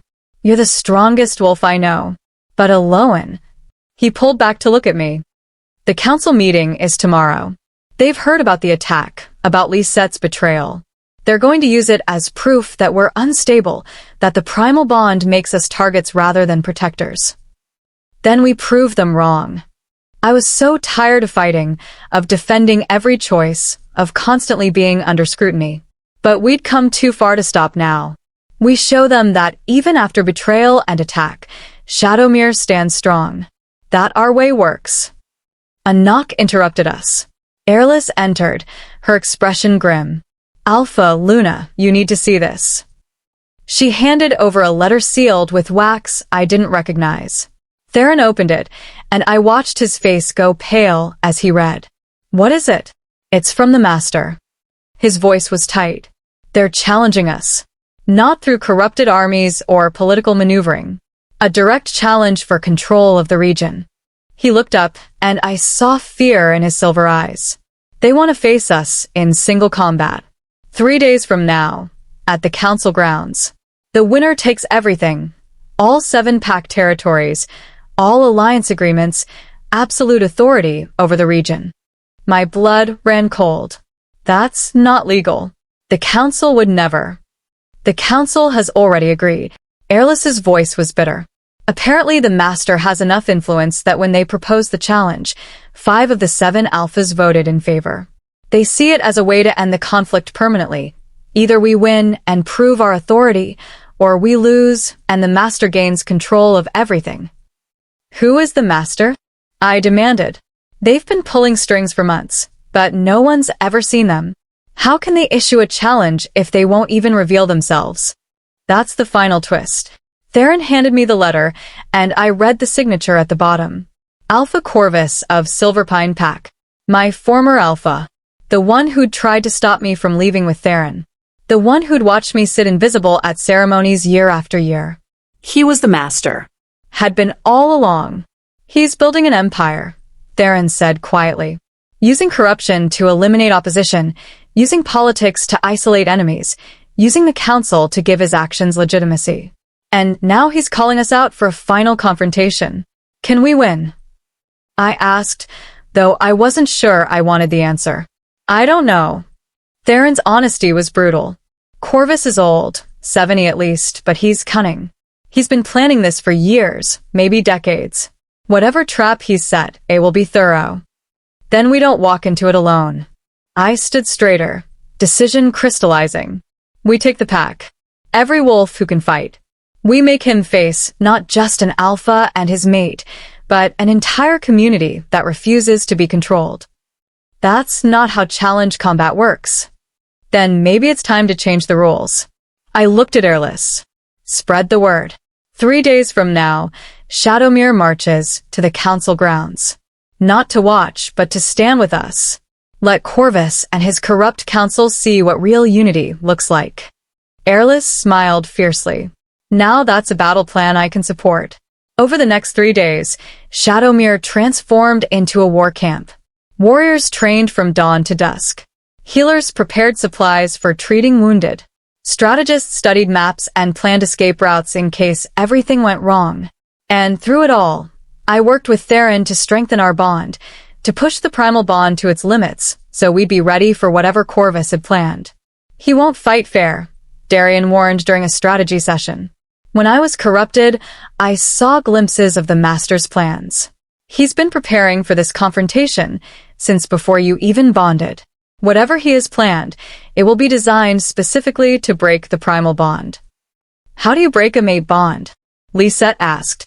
She'd been working tirelessly since the trial, proving her commitment to redemption through exhausting labor. They're gifts from the goddess. They can't just be severed. They can if one of the mates dies, Mira said quietly. Or if the bond is corrupted from within, turned against itself. A chill ran through me. You think Corvus will try to corrupt one of us? I think he'll try to corrupt both of you, Mira corrected. The Primal Bond is powerful because you balance each other, but balance can be disrupted. If he can poison your connection, turn your strength into weakness, you'll destroy each other without him having to lift a claw. Then we don't let him get close enough to try, Theron said firmly. We end this quickly, decisively, before he can implement whatever plan he's devised. But looking at the determination in his eyes, feeling his fear through the bond, I knew it wouldn't be that simple. Corvus had been manipulating events for years. He'd built an army of corrupted wolves. He'd infiltrated packs across the region. He'd convinced the council to legitimize his grab for power. We were walking into a trap designed by a master strategist who'd been planning our downfall since before we even met. On the morning we were set to leave for the council grounds, I found Theron standing at the edge of the settlement, looking out over the valley we'd fought so hard to protect. Having second thoughts? I asked, moving to stand beside him, wondering if we're making a mistake. He didn't look at me, just kept staring at the horizon. If I'm leading 400 wolves into a massacre because I'm too proud to submit to Corvus's authority. You're leading them toward freedom, I corrected. Toward a future where wolves aren't controlled by fear and hierarchy. Where Omega's matter and corruption is healed rather than punished. I took his hand. Whatever happens today, we've already changed things. Already proven that another way is possible. And if we lose? If Corvus wins and takes control of the entire region, then we've planted seeds that will grow even in darkness. I squeezed his hand, but we're not going to lose. Because we have something Corvus doesn't. What's that? Hope. Real hope, not the twisted version he sells to vulnerable wolves. Hope that comes from choosing to stand together, even when it's hard. Even when we're afraid. I turned to face him fully. I love you, Theron Ravencrest. And I'm not losing you today. We're going to win this, go home, and build the future we've been fighting for. Through the bond, I felt his fear transform into determination. He pulled me into his arms, holding me like I was the only thing anchoring him to reality. I love you too, Elowen Ashford. He said my new name with something like reverence. And you're right. We're going to win. Because giving up was never an option. As Shadowmere assembled for the march to the council grounds, as 400 wolves prepared to stand together against an enemy who'd manipulated them for years, I looked around at the faces surrounding us. Airless, fierce, and loyal. Kaelin, scarred but unbroken. Darian and the freed are corrupted, determined to face their former master. Lisette, working to redeem herself. Aurelia and the refugees, finding courage they'd never known they possessed. This was our pack, our family, our army of hope, and we were going to change the world, or die trying. Chapter 12, The Final Stand. The council grounds were transformed when we arrived. What had once been a simple clearing with 7 stone pillars was now a battlefield. Bleachers had been erected on all sides, filled with wolves from every pack in the region, hundreds of them, coming to witness what they believed would be the end of the Primal Bond. And at the center, standing beside Alpha Hadrian and the other council members, was Corvus. He looked exactly as I remembered, gray-streaked hair, scarred face, eyes that held the cold calculation of a predator who'd spent decades perfecting his craft. But now, seeing him with the knowledge of what he truly was, I noticed things I'd missed before. The way other wolves unconsciously leaned away from him. The faint red tinge to his eyes when the light caught them just right. The aura of wrongness that clung to him like smoke. There in Ravencrest, Corvus's voice carried across the clearing, amplified somehow so every wolf present could hear. You finally arrived. I was beginning to think you'd chosen cowardice over honor. There's nothing honorable about corruption, Theron called back. About building an army by enslaving vulnerable wolves. About manipulating the council into legitimizing your grab for power. Strong words from an alpha who harbors traitors and corrupted wolves in his own pack. Corvus smiled, and it was a predator's expression. Tell me, how is dear Lisette? Still suffering from the consequences of her choices. Beside me, I felt Lisette flinch. She'd insisted on coming despite her supervised status, determined to face the one who'd corrupted her. She's healing, I said, stepping forward. Something you'll never understand, Corvus. You see wolves as tools to be used or destroyed. We see them as lives worth saving. Ah, the Omega speaks. Corvus's gaze fixed on me, and I felt the weight of his attention like ice water. Elowen Thorn, the runt of Silverpine who somehow convinced herself she's special because a desperate alpha chose her as a mate of convenience. He laughed. Did you really think your bond was divine? That the moon goddess blessed your union? It's biology, child. Pheromones and desperation masquerading as destiny. If that were true, you wouldn't be so threatened by it, I shot back. You wouldn't have spent months trying to destroy us, wouldn't have corrupted your own wolves to build an army against us. You fear what we represent, that the old hierarchy is dying, and wolves like me aren't worthless after all. Corvus's smile faded. You represent chaos. The breakdown of order that's kept our kind stable for generations. If Omegas start believing they're equal to Alphas, if we abandon the hierarchy that defines us, we'll descend into anarchy. We'll ascend into cooperation, Theron corrected. Into a system where all wolves contribute according to their strengths, not their ranks. That's what terrifies you, losing the power that comes from keeping others beneath you. Enough philosophy. Alpha Hadrian stepped forward, looking older and more tired than I remembered. We're here to challenge combat, not debate. Corvus has invoked his right as a regional alpha to challenge for supremacy. Theron, as the challenged party, you have the right to set terms. The Primal Bond fights as one, Theron said immediately. Elowen and I together, against Corvus and whatever champion he chooses. I choose no champion, Corvus said. I fight alone. Because, unlike you, Ravencrest, I don't need anyone else to validate my strength. A trap. It had to be a trap. Corvus wouldn't challenge us to 2-against-1 combat unless he had an advantage we couldn't see. But Theron was already nodding. Agreed. 2-against-1. Combat continues until death, submission, or inability to continue. Winner claims authority over all regional packs and territories. With one additional term, Corvus added, his smile returning. When I win, and I will win, the Omega becomes mine. Claimed, bonded, used as an example of what happens to those who step above their station. Rage flooded through the bond, so powerful it nearly staggered me. Theron's eyes flared silver, his wolf rising to the surface.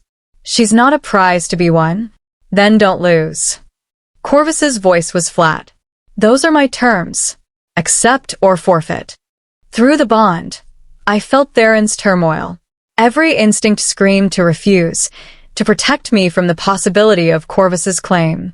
But refusing meant surrendering Shadowmere, meant abandoning everyone who'd come to us seeking refuge.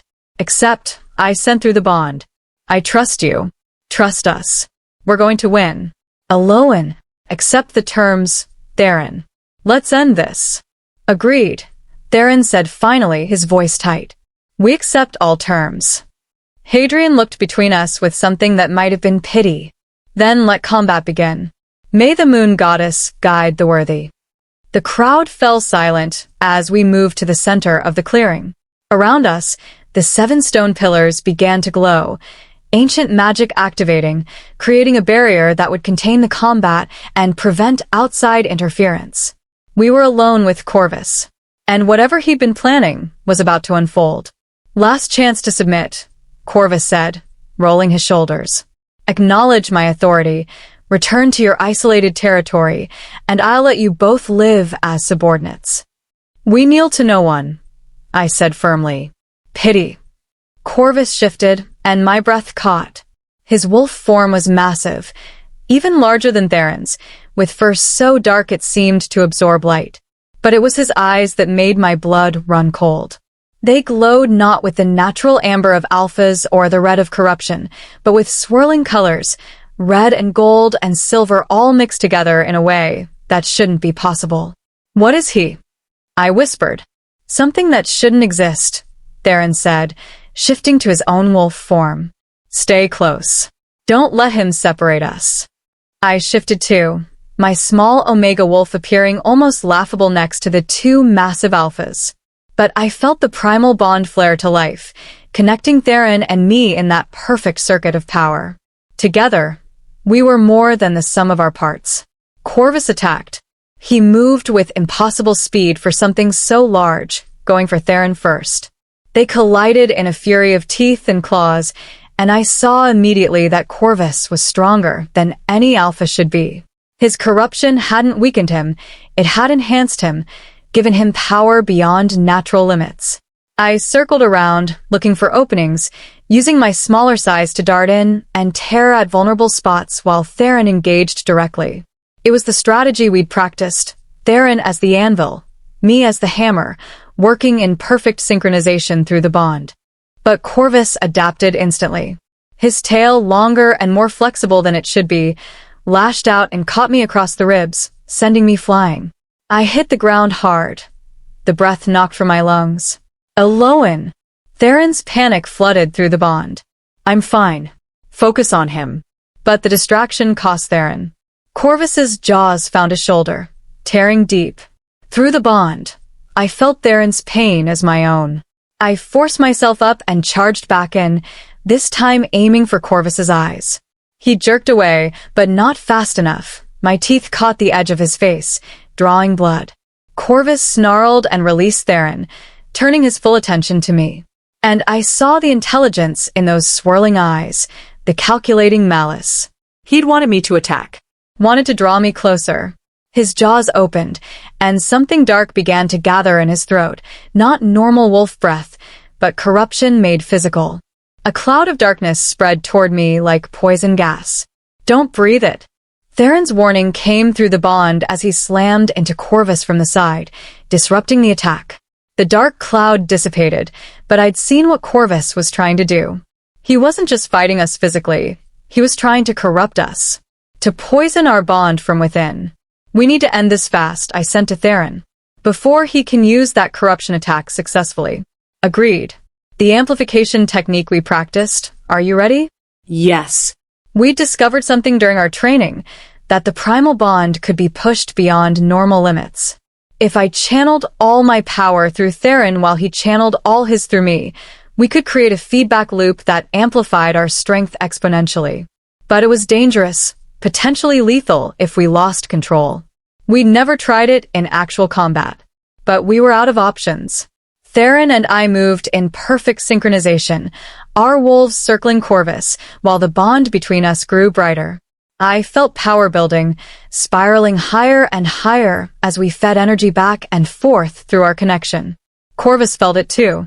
His eyes widened, and for the first time, I saw fear in them. No. You can't. The amplification shouldn't be possible without years of bonding. We're not like other bonds, Theron said, his voice resonating with power. We're the Primal Bond. The first bond. And you're about to see what that means. The power reached critical mass.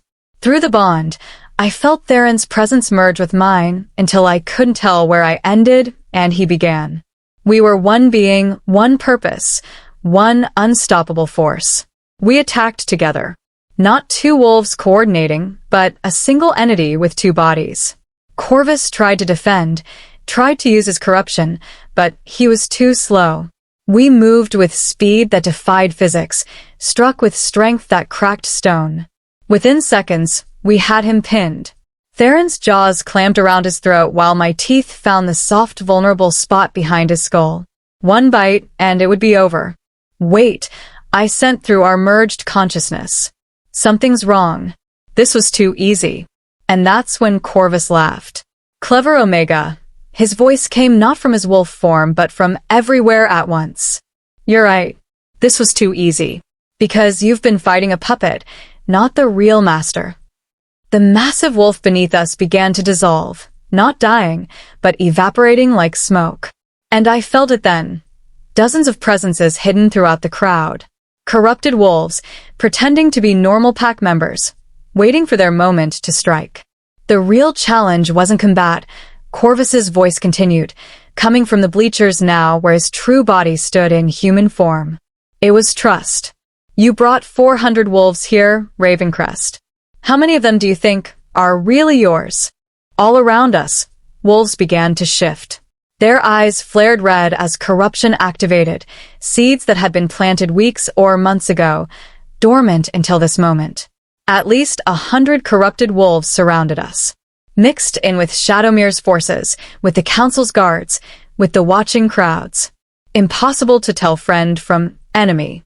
This is why hierarchies exist, Corvus said, his true form descending from the bleachers with casual grace. This is why we maintain order through control.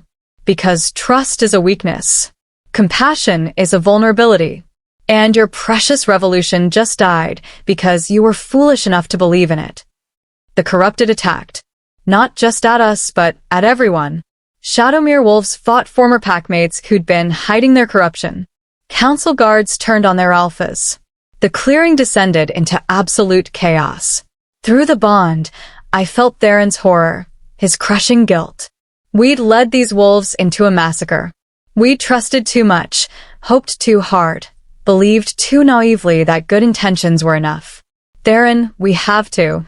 But before I could finish, one of the corrupted, a wolf I recognized as Torin, the beta who'd become an advisor, lunged at me. His teeth caught my leg, and I felt corruption flooding into my blood through the wound. The Primal Bond shrieked in agony as darkness tried to invade our connection. And Corvus laughed and laughed and laughed. Chapter 13. The Purification. The corruption burned through my veins like liquid fire. I felt it spreading from the bite wound on my leg, dark tendrils seeking my heart, my mind, my soul. Through the Primal Bond, it tried to reach Theron too, using our connection as a bridge to corrupt us both. Elowen! Theron's voice in my mind was desperate. Fight it. Don't let it take you. I'm trying. But the corruption was so strong, so insidious. It whispered promises in my mind, power without consequence, belonging without vulnerability, strength without compassion. Everything I'd ever wanted, wrapped in darkness. Around us, the battle raged. Shadowmere wolves fighting corrupted packmates. Airless and Kaelin back-to-back, holding off a swarm of attackers. Lisette uses her healing knowledge to identify and target corruption weak points. Darien and the freed corrupted fighting with desperate fury against the darkness that had once controlled them. And Corvus, standing above it all like a conductor orchestrating a symphony of destruction. "This is what happens when you challenge the natural order," he called out, his voice carrying over the chaos. "When you convince omegas they're equal to alphas, when you preach compassion over strength, when you choose hope over pragmatism, you create chaos. You invite destruction. You doom everyone foolish enough to believe in your lies." "He's wrong," I sent through the bond, even as corruption clouded my thoughts. "Theron, he's wrong. This isn't because we hope too much. It's because he fears what we represent." Can you purge it? Theron asked urgently. "The corruption in your blood, can your healing gift burn it out?" I tried, calling on the power that had freed dozens of corrupted wolves. But this was different. This corruption was designed specifically to attack the Primal Bond, to exploit the very connection that made us strong. Every time I tried to burn it away, it used the bond against me, pushing toward Theron, threatening to drag him into darkness with me.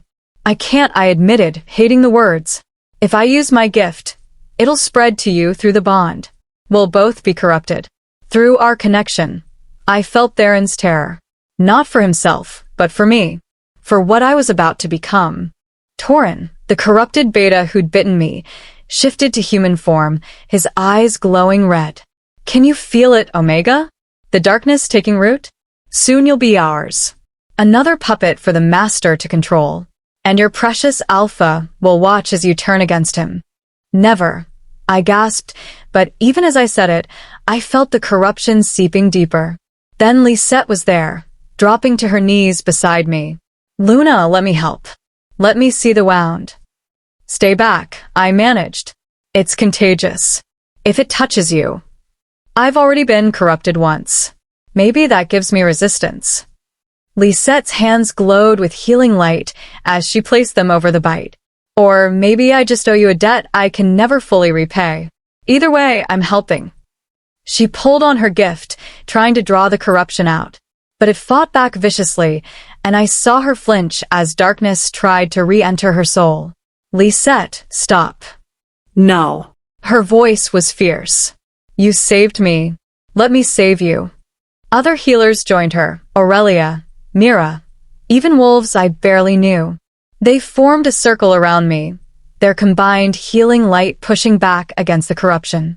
It wasn't enough to purge it completely, but it slowed the spread, gave me time to think. "Theron, I sent through the bond.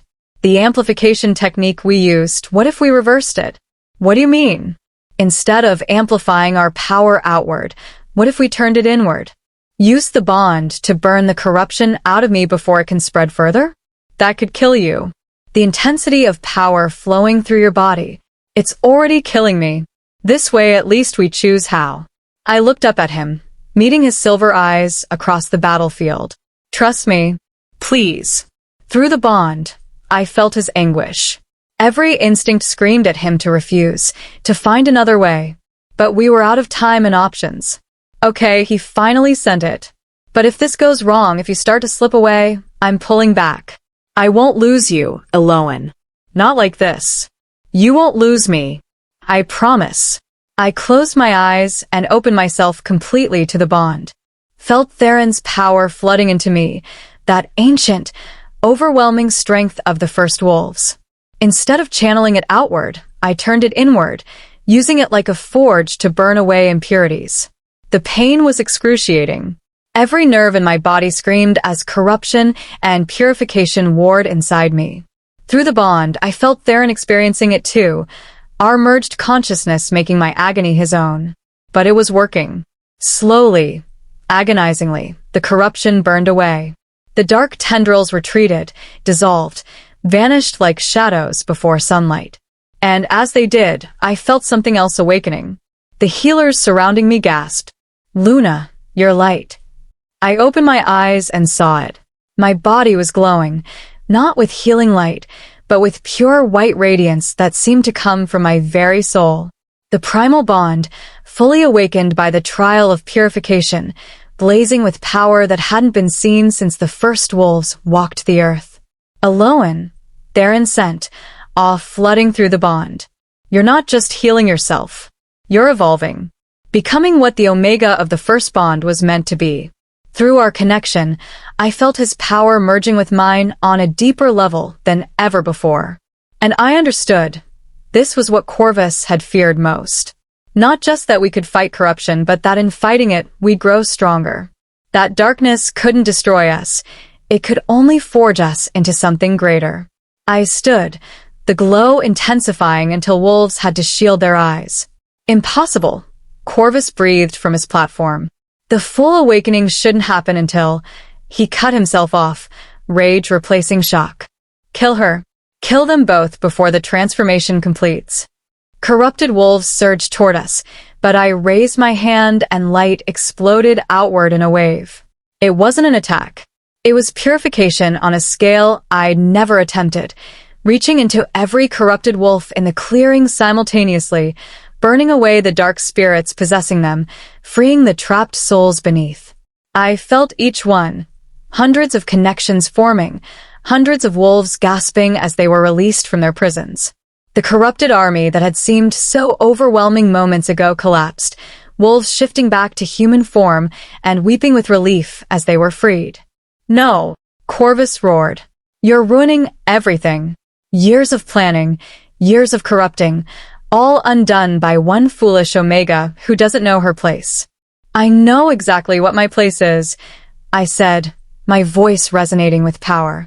It's here, standing against wolves like you who prey on the vulnerable, who twists pain into weapons, who builds empires on the suffering of others. Theron shifted back to human form and took my hand. The moment our skin touched, the primal bond blazed even brighter. Through our connection, I felt his power joining mine, amplifying the purification light until it filled the entire clearing. This ends now, Corvus, Theron said.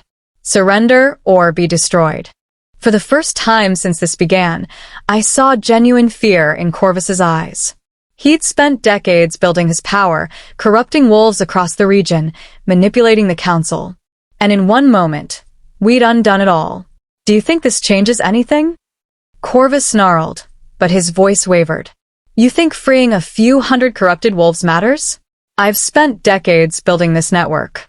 I have allies in every pack, corruption seeds planted in thousands of wolves. You can't. We just did.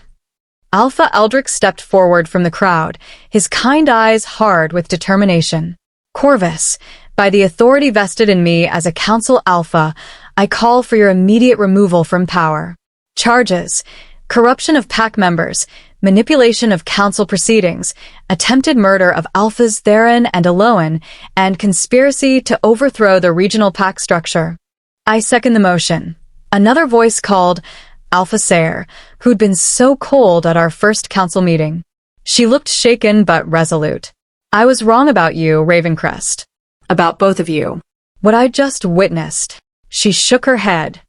That's not chaos. That's the future.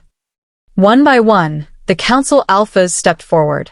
Even Hadrian, who'd been so opposed to us, looked at Corvus with disgust. I knew you were ruthless, old friend. I didn't realize you were monstrous. The council votes to strip you of all authority and title, effective immediately. You can't do this to me, Corvus said, his voice rising with panic. I built the council's power. I maintained order. Without me, without you, we'll build something better. I stepped toward him, still glowing with purification light. A system where strength comes in many forms. Where Omegas and Alphas are equal partners. Where corruption is healed, not hidden. Where wolves matter because of who they are, not what rank they hold. Corvus stared at me with hatred so pure, it was almost tangible. Then, faster than anyone could react, he shifted and lunged, not at me or Theron, but at the nearest corrupted wolf who'd just been freed. If I can't have my empire, I'll destroy yours. He bit deep, and I felt his intent, to reinfect, to start the cycle of corruption over again. But the freed wolf didn't fall. Instead, light blazed from the bite wound, my purification gift, lingering in every wolf I'd freed, protecting them from reinfection. Corvus recoiled, snarling. What have you done? Give them immunity, I said. Every wolf I've purified carries a piece of the Primal Bond's protection. They can't be corrupted again. And neither can anyone they share that protection with. I looked at the hundreds of freed wolves surrounding us. Your empire is over, Corvus. Corruption has lost. For a moment, Corvus stood frozen. Then he threw back his head and howled, not with rage, but with genuine anguish. The sound of someone who'd spent his entire life building toward a goal, only to watch it crumble. I did this for our kind, he said, his voice breaking. To maintain the hierarchy that keeps us stable. To prevent chaos. And you've destroyed it all with your naive belief in hope and equality. No, Theron said quietly. You did this for power. You convinced yourself it was noble, but it was always about control. About keeping wolves beneath you, so you could feel superior. And now you'll pay the price, Hadrian said, gesturing to his warriors. Take him into custody. He'll stand trial for his crimes. As warriors moved to restrain Corvus, he looked at me one last time. You think you've won, Omega, but you've only changed the nature of the fight. There will always be wolves who believe in hierarchy, who see your equality as weakness. They'll come for you, and eventually they'll succeed. Maybe, I acknowledged, but not today, and not without facing everyone who believes something better is possible. As Corvus was led away, the clearing fell into stunned silence. Hundreds of wolves, Shadowmere, Council, freed corrupted, refugees, all staring at Theron and me with expressions ranging from awe to fear to desperate hope. What happens now? Someone called out. I looked at Theron, and through the bond, we shared a moment of perfect understanding. Now, Theron said, his voice carrying across the clearing, we rebuild. Not under the old hierarchy, but under new principles. Strength in diversity. Power in cooperation. Worth in being, not just in rank. The council will need to be restructured, Eldrick said. New laws written. New systems established to prevent another Corvus from rising. Then we do it together, I said. Not 7 alphas deciding for everyone, but representatives from all ranks, alpha, beta, omega. Warriors and healers and teachers and crafters. Every voice matters. Every perspective has value. That will take years, Sayre said, but she was smiling. Decades, maybe. Then we'd better get started. As the crowd began to disperse, wolves from different packs approaching each other tentatively, beginning the first conversations that might lead to genuine alliance, I felt exhaustion crashing over me. The glow faded from my skin as the immediate danger passed. I swayed, and Theron caught me immediately. I've got you, he murmured. Always. Is it really over? I asked, not quite believing it. The battle is. The war. He looked out at the gathering wolves. The war is just beginning. But this time, we're fighting for something worth protecting. Lisette approached, her eyes red from crying. Luna, I can't thank you enough. What you did, freeing all those wolves, giving them immunity, you've changed everything. We changed it together, I corrected. You helped save me. The other healers helped. This wasn't about one wolf being special. It was about all of us choosing to fight for each other. Through the crowd, I saw faces I recognized. Aurelia, glowing with newfound confidence. Kaelin, battered but grinning. Darian and the freed are corrupted, no longer haunted by their pasts, but determined to build better futures. Airless, watching Theron and me with something that might have been pride. And beyond them, hundreds more. Wolves from every pack, every rank, every background. United not by force or fear, but by the belief that something better was possible. Come on, Theron said, guiding me toward where Shadowmere's wolves had gathered. Let's go home. Home. Shadowmere. The territory that had welcomed me when nowhere else would. The pack that had given me purpose, family, love. As we walked through the crowd, wolves reached out to touch us, not in worship, but in connection. In recognition that we'd all fought together, all survived together, all chosen hope over despair. And through the Primal Bond, I felt Theron's love surrounding me like armor and comfort combined. We'd won. Not just the battle, but something greater. We'd proven that the old ways didn't have to be the only ways. That change, while difficult, was possible. That even an unwanted Omega could change the world. Chapter 14. The New Dawn. 6 months later. The first snowfall of winter drifted down over Shadowmere, transforming the valley into something from a dream. I stood at the window of the expanded Healer's Hall, watching wolves go about their daily routines. The settlement had grown again. Nearly 600 wolves now called Shadowmere home, with more arriving every week. But this time we were prepared. New structures carved into the cliffs, new gardens terraced into the hillsides, new systems established to ensure everyone contributed and everyone was cared for. Luna Elowen? A young voice interrupted my thoughts. I turned to find a child, barely 7 years old, standing in the doorway with a scraped knee. Mama said you could help? Of course. I knelt down, examining the wound with practiced ease. 6 months of running the Healer's Hall had taught me more than years of being dismissed in Silverpine ever could.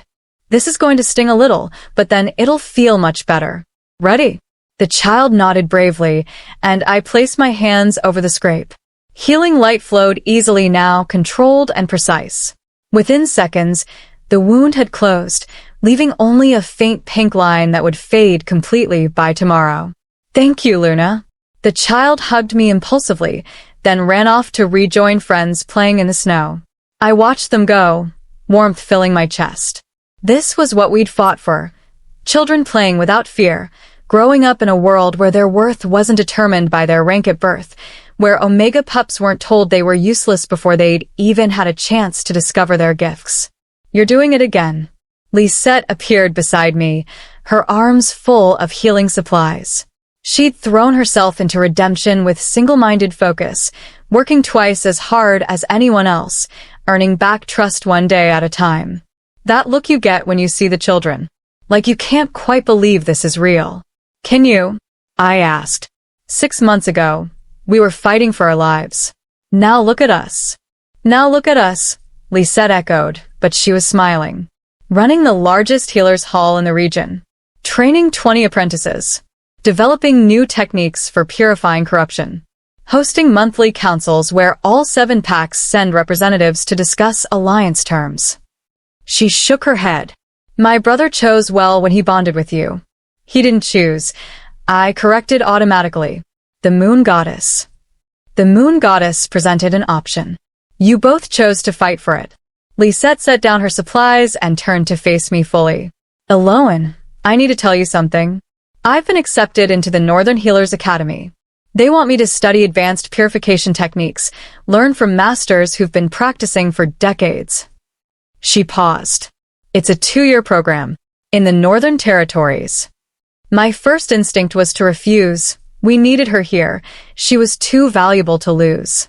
But looking at her face, I saw the hope there. The need to prove herself beyond Shadowmere, to become something more than the alpha sister who betrayed the pack. You should go, I said, and meant it. This is an incredible opportunity. But the Healer's Hall will be fine. Aurelia is ready to step up as head apprentice. And we have 19 other talented healers who can share the workload. I squeezed her hand. You've more than earned your redemption here, Lisette. Now go earn your future. Tears shimmered in her eyes. Thank you. For everything. For saving me, for believing in me, for giving me the chance to become someone I can be proud of. You were always someone to be proud of. You just lost your way for a while. I pulled her into a hug. Write to us. Visit when you can. And know that you'll always have a home here. After Lisette left to begin preparations for her journey, I returned to my work. There were wounded to tend, apprentices to teach, supplies to organize. The daily rhythm of the Healer's Hall had become as natural to me as breathing. But underneath it all, I felt the bond, that constant awareness of Theron currently meeting with representatives from the council to discuss the new governance structure we were building. The past 6 months have been exhausting. Dismantling centuries of hierarchy didn't happen overnight. There were wolves who resisted change, who clung to the old ways because they'd benefited from them. There were disputes over territory, arguments about representation, challenges to nearly every new policy we proposed. But slowly, painfully, progress was being made. The council had been restructured to include Omega and Beta representatives alongside the Alphas. Pack laws were being rewritten to protect all ranks equally. Healing halls had been established in every territory, modeled after ours, teaching that healers were as valuable as warriors.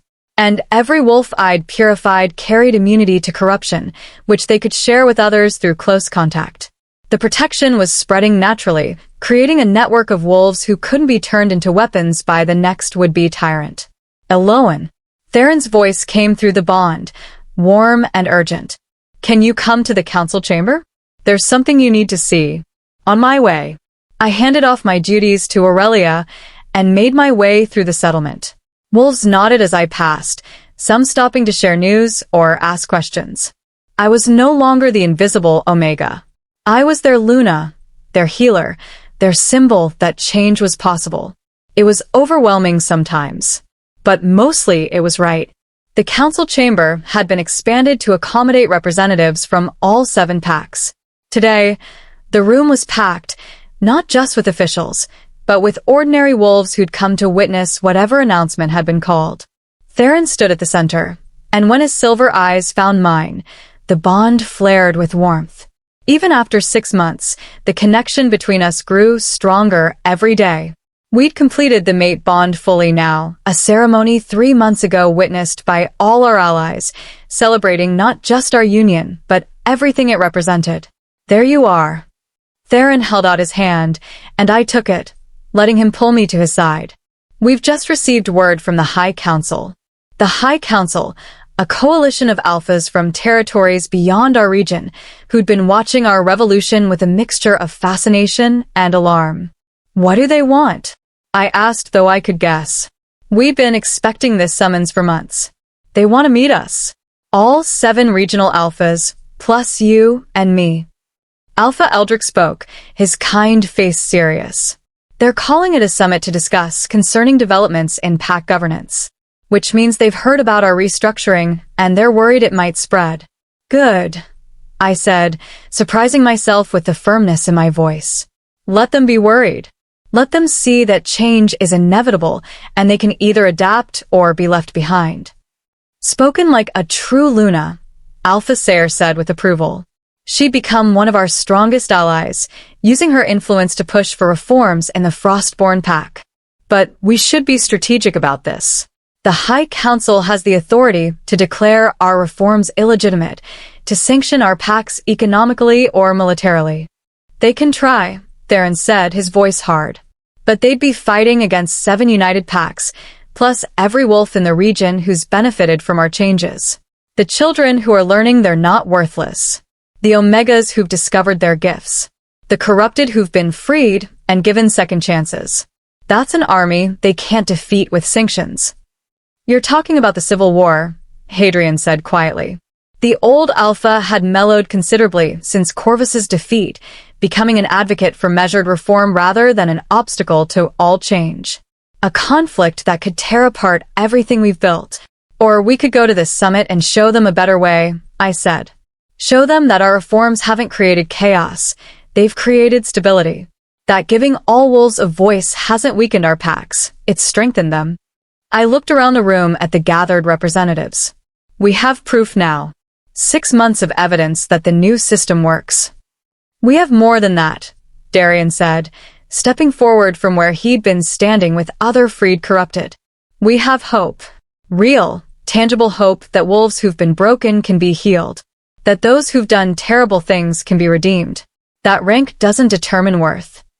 His voice grew stronger. I was corrupted. Used as a weapon. Should have been executed by any reasonable standard. But this pack, this Luna, gave me a second chance.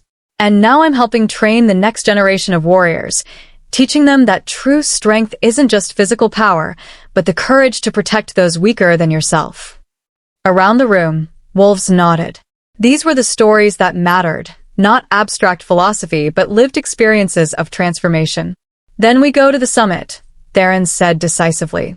All of us. We present our case, we share our evidence, and we invite the High Council to join us in building a better future. And if they refuse... He looked at me, and I saw determination in his silver eyes. Then we continue anyway, because what we're building here isn't dependent on their approval. The meeting continued for another hour, discussing logistics and strategies. But I could feel the mood shifting from defensive worry to offensive confidence. We weren't supplicants begging for permission. We were revolutionaries offering an invitation. As the crowd dispersed, Theron pulled me aside into a private chamber. The moment we were alone, he pulled me into his arms, and I felt 6 months of tension releasing through the bond. I'm tired, he admitted quietly. Tired of fighting, of defending every change, of constantly being under scrutiny. I know. I wrapped my arms around him, offering what comfort I could. But we're winning, Theron. Slowly, but we're winning. Are we? He pulled back to look at me. Sometimes I wonder if we've just traded one battle for a longer, more exhausting war. If this will ever actually be finished. It won't, I said honestly. There will always be wolves who resist change. There are always new challenges to face. But that doesn't mean we stop fighting. I cupped his face in my hands. We've already accomplished so much. We've proven the Primal Bond is real. We've freed hundreds from corruption. We've given voice to wolves who were silenced for generations. That matters, Theron. Even if the High Council refuses to acknowledge it, even if we face opposition forever, it matters. Through the bond, I felt his love flooding through, deep and unwavering and absolute. How did I survive before you? You didn't. You endured. I kissed him softly. But we're not just enduring anymore.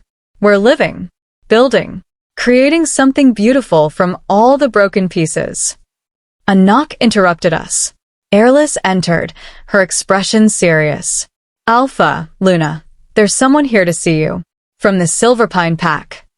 My stomach tightened. I hadn't been back to my old pack since leaving with Theron. Hadn't spoken to anyone from there except Thomas, the healer who'd been my only friend. Who? Theron asked, moving protectively closer to me. Alpha Merrick. The new Alpha. Airless's expression was unreadable. Apparently, after Corvus was removed from power, Silverpine held an emergency election. Merrick won. He was a senior beta, popular with the younger wolves who wanted reform. A new Alpha. Silverpine under new leadership. The implications raced through my mind. Send him in, I said, surprising myself. Theron looked at me questioningly, but I nodded. I needed to face this. Needed to see what had become of the pack that had dismissed me for so long. Alpha Merrick entered, a male in his 40s, with warm brown eyes and an air of quiet confidence. He bowed respectfully to both Theron and me. Alpha Theron. Luna Elowen. Thank you for seeing me. His voice was genuine, lacking the condescension I remembered from other Silverpine Alphas. I come bearing apologies and a proposal. Apologies for what? I asked, though I knew. For how Silverpine treated you. For dismissing your gifts. For making you feel worthless. For standing by while Corvus attempted to prevent your bonding. Merrick met my eyes directly. The pack I now lead is ashamed of what we allowed to happen under the old leadership. And we want to make amends. How? Theron's voice was skeptical. By joining your alliance. By adopting your reforms. By proving that Silverpine can change. It can become a place where all wolves are valued. Merrick pulled out a scroll, sealed with Silverpine's insignia. This is a formal petition to join the regional alliance under the new governance structure. We're ready to send representatives from all ranks. Ready to establish healing halls and train our wolves in your methods. Ready to acknowledge that the old hierarchy failed. I stared at the scroll, emotions warring inside me. Part of me wanted to refuse, to make them suffer the way I'd suffered, to prove I no longer needed their approval. But that would make me no better than Corvus. No better than every wolf who'd used power to punish rather than to heal. There are conditions, I said finally. If Silverpine joins the alliance, you follow all the reforms. Equal representation, healer training, immunity sharing with every wolf in your pack. No exceptions, no special treatment, because you used to be a council pack. Agreed, Merrick said immediately. We're prepared to prove our commitment to change. And one more thing. I looked at him steadily. Every Omega in Silverpine who's been dismissed, overlooked, told they're worthless. You personally apologize to them. You tell them their gifts matter. You give them the opportunities one never had. Something like respect flickered in Marek's eyes. It will be done. You have my oath. Theron looked at me questioningly, and through the bond, I sent, this is what we fought for. Forgiveness. Second chances. The possibility of redemption. Are you sure? No. But I'm willing to try. Then Silverpine is welcome to join the alliance, Theron said formally. We'll send representatives to help with the transition, to train your healers and warriors in the new methods. And in 6 months, we'll evaluate your progress. Merrick bowed deeply. Thank you, Alpha. Luna. You won't regret this. After he left, Theron pulled me close again. That was generous of you. After everything they put you through. It wasn't generous. It was necessary. I rested my head against his chest, listening to his heartbeat. If we can't forgive Silverpine, can't give them a chance to change, then what's the point of everything we've built? We'd just be perpetuating the cycle, the powerful punishing the weak, holding grudges, refusing second chances. You're wiser than I deserve, Theron murmured. You deserve everything. I looked up at him. And so does every wolf in this region. That's what the Primal Bond represents. Not just our connection, but the possibility of connection for everyone. Unity instead of hierarchy. Cooperation instead of domination. Hope instead of fear. Through the window, I could see snow falling heavier now, covering Shadowmere in white. Wolves were gathering in the central square, building fires, sharing food, and laughing together. Alphas and Omegas and Betas, all mixed together, without regard for rank. This was the world we'd fought for. Imperfect, still struggling, still facing countless challenges. But real. And worth every sacrifice we'd made. The High Council Summit is in 2 weeks, Theron said. Whatever they decide, whatever opposition we face, we're ready. We're more than ready. I threaded my fingers through his. We're inevitable. Because you can't stop an idea whose time has come. You can't silence voices that have learned to speak. You can't diminish wolves who've discovered their own worth. Theron smiled, that rare, genuine expression that transformed his face. When did my Omega become so fierce? The moment a giant alpha told me I mattered. I stood on my toes to kiss him, and I believed him. As night fell over Shadowmere, as our pack settled in for the evening, Theron and I stood together at the window. The bond between us hummed with contentment, with love, with the absolute certainty that whatever challenges tomorrow brought, we'd face them together. I'd started this journey as an invisible runt, sitting alone at a bonfire while others found their mates. I'd become a Luna, a healer, a revolutionary, a symbol that change was possible. But most importantly, I'd become myself, fully, completely, without apology or shame. And that was the greatest gift the Primal Bond had given me. Not power or status or recognition from others, but the courage to recognize my own worth. To stand up when everything in me wanted to hide. To fight when surrender would have been easier. To hope when despair seemed more reasonable. I love you, I whispered to Theron. I love you too. He pulled me closer.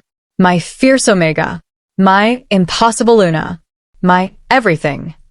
Through the bond, I felt his truth. I felt the depth of his love, the strength of his commitment, the absolute certainty that he'd chosen correctly when he claimed me at that bonfire 6 months ago. No, when we'd chosen each other. When we'd looked at impossible odds and decided to fight anyway. When we'd taken a bond that should have been simple and turned it into a revolution. Outside, wolves howled. Not in challenge or warning, but in celebration. The sound of a pack united, of a community thriving, of a future being built one day at a time. And in the warmth of Theron's arms, surrounded by the evidence of everything we'd accomplished, I let myself believe. The old order had fallen.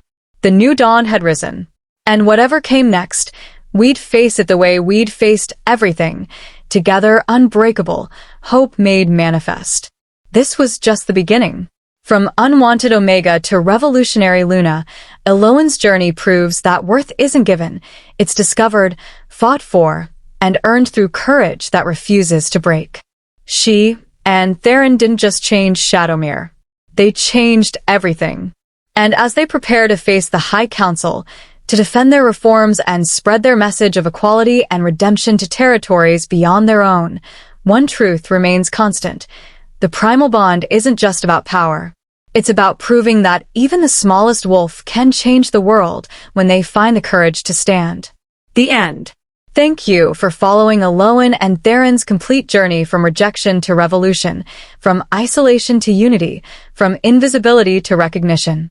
Their story proves that true strength comes not from dominance, but from the courage to fight for what's right, and the wisdom to extend mercy even to those who've wronged you. If you enjoyed this tale of transformation and hope, remember, you are not defined by how others see you, but by how you choose to see yourself. Don't forget to like, share, subscribe.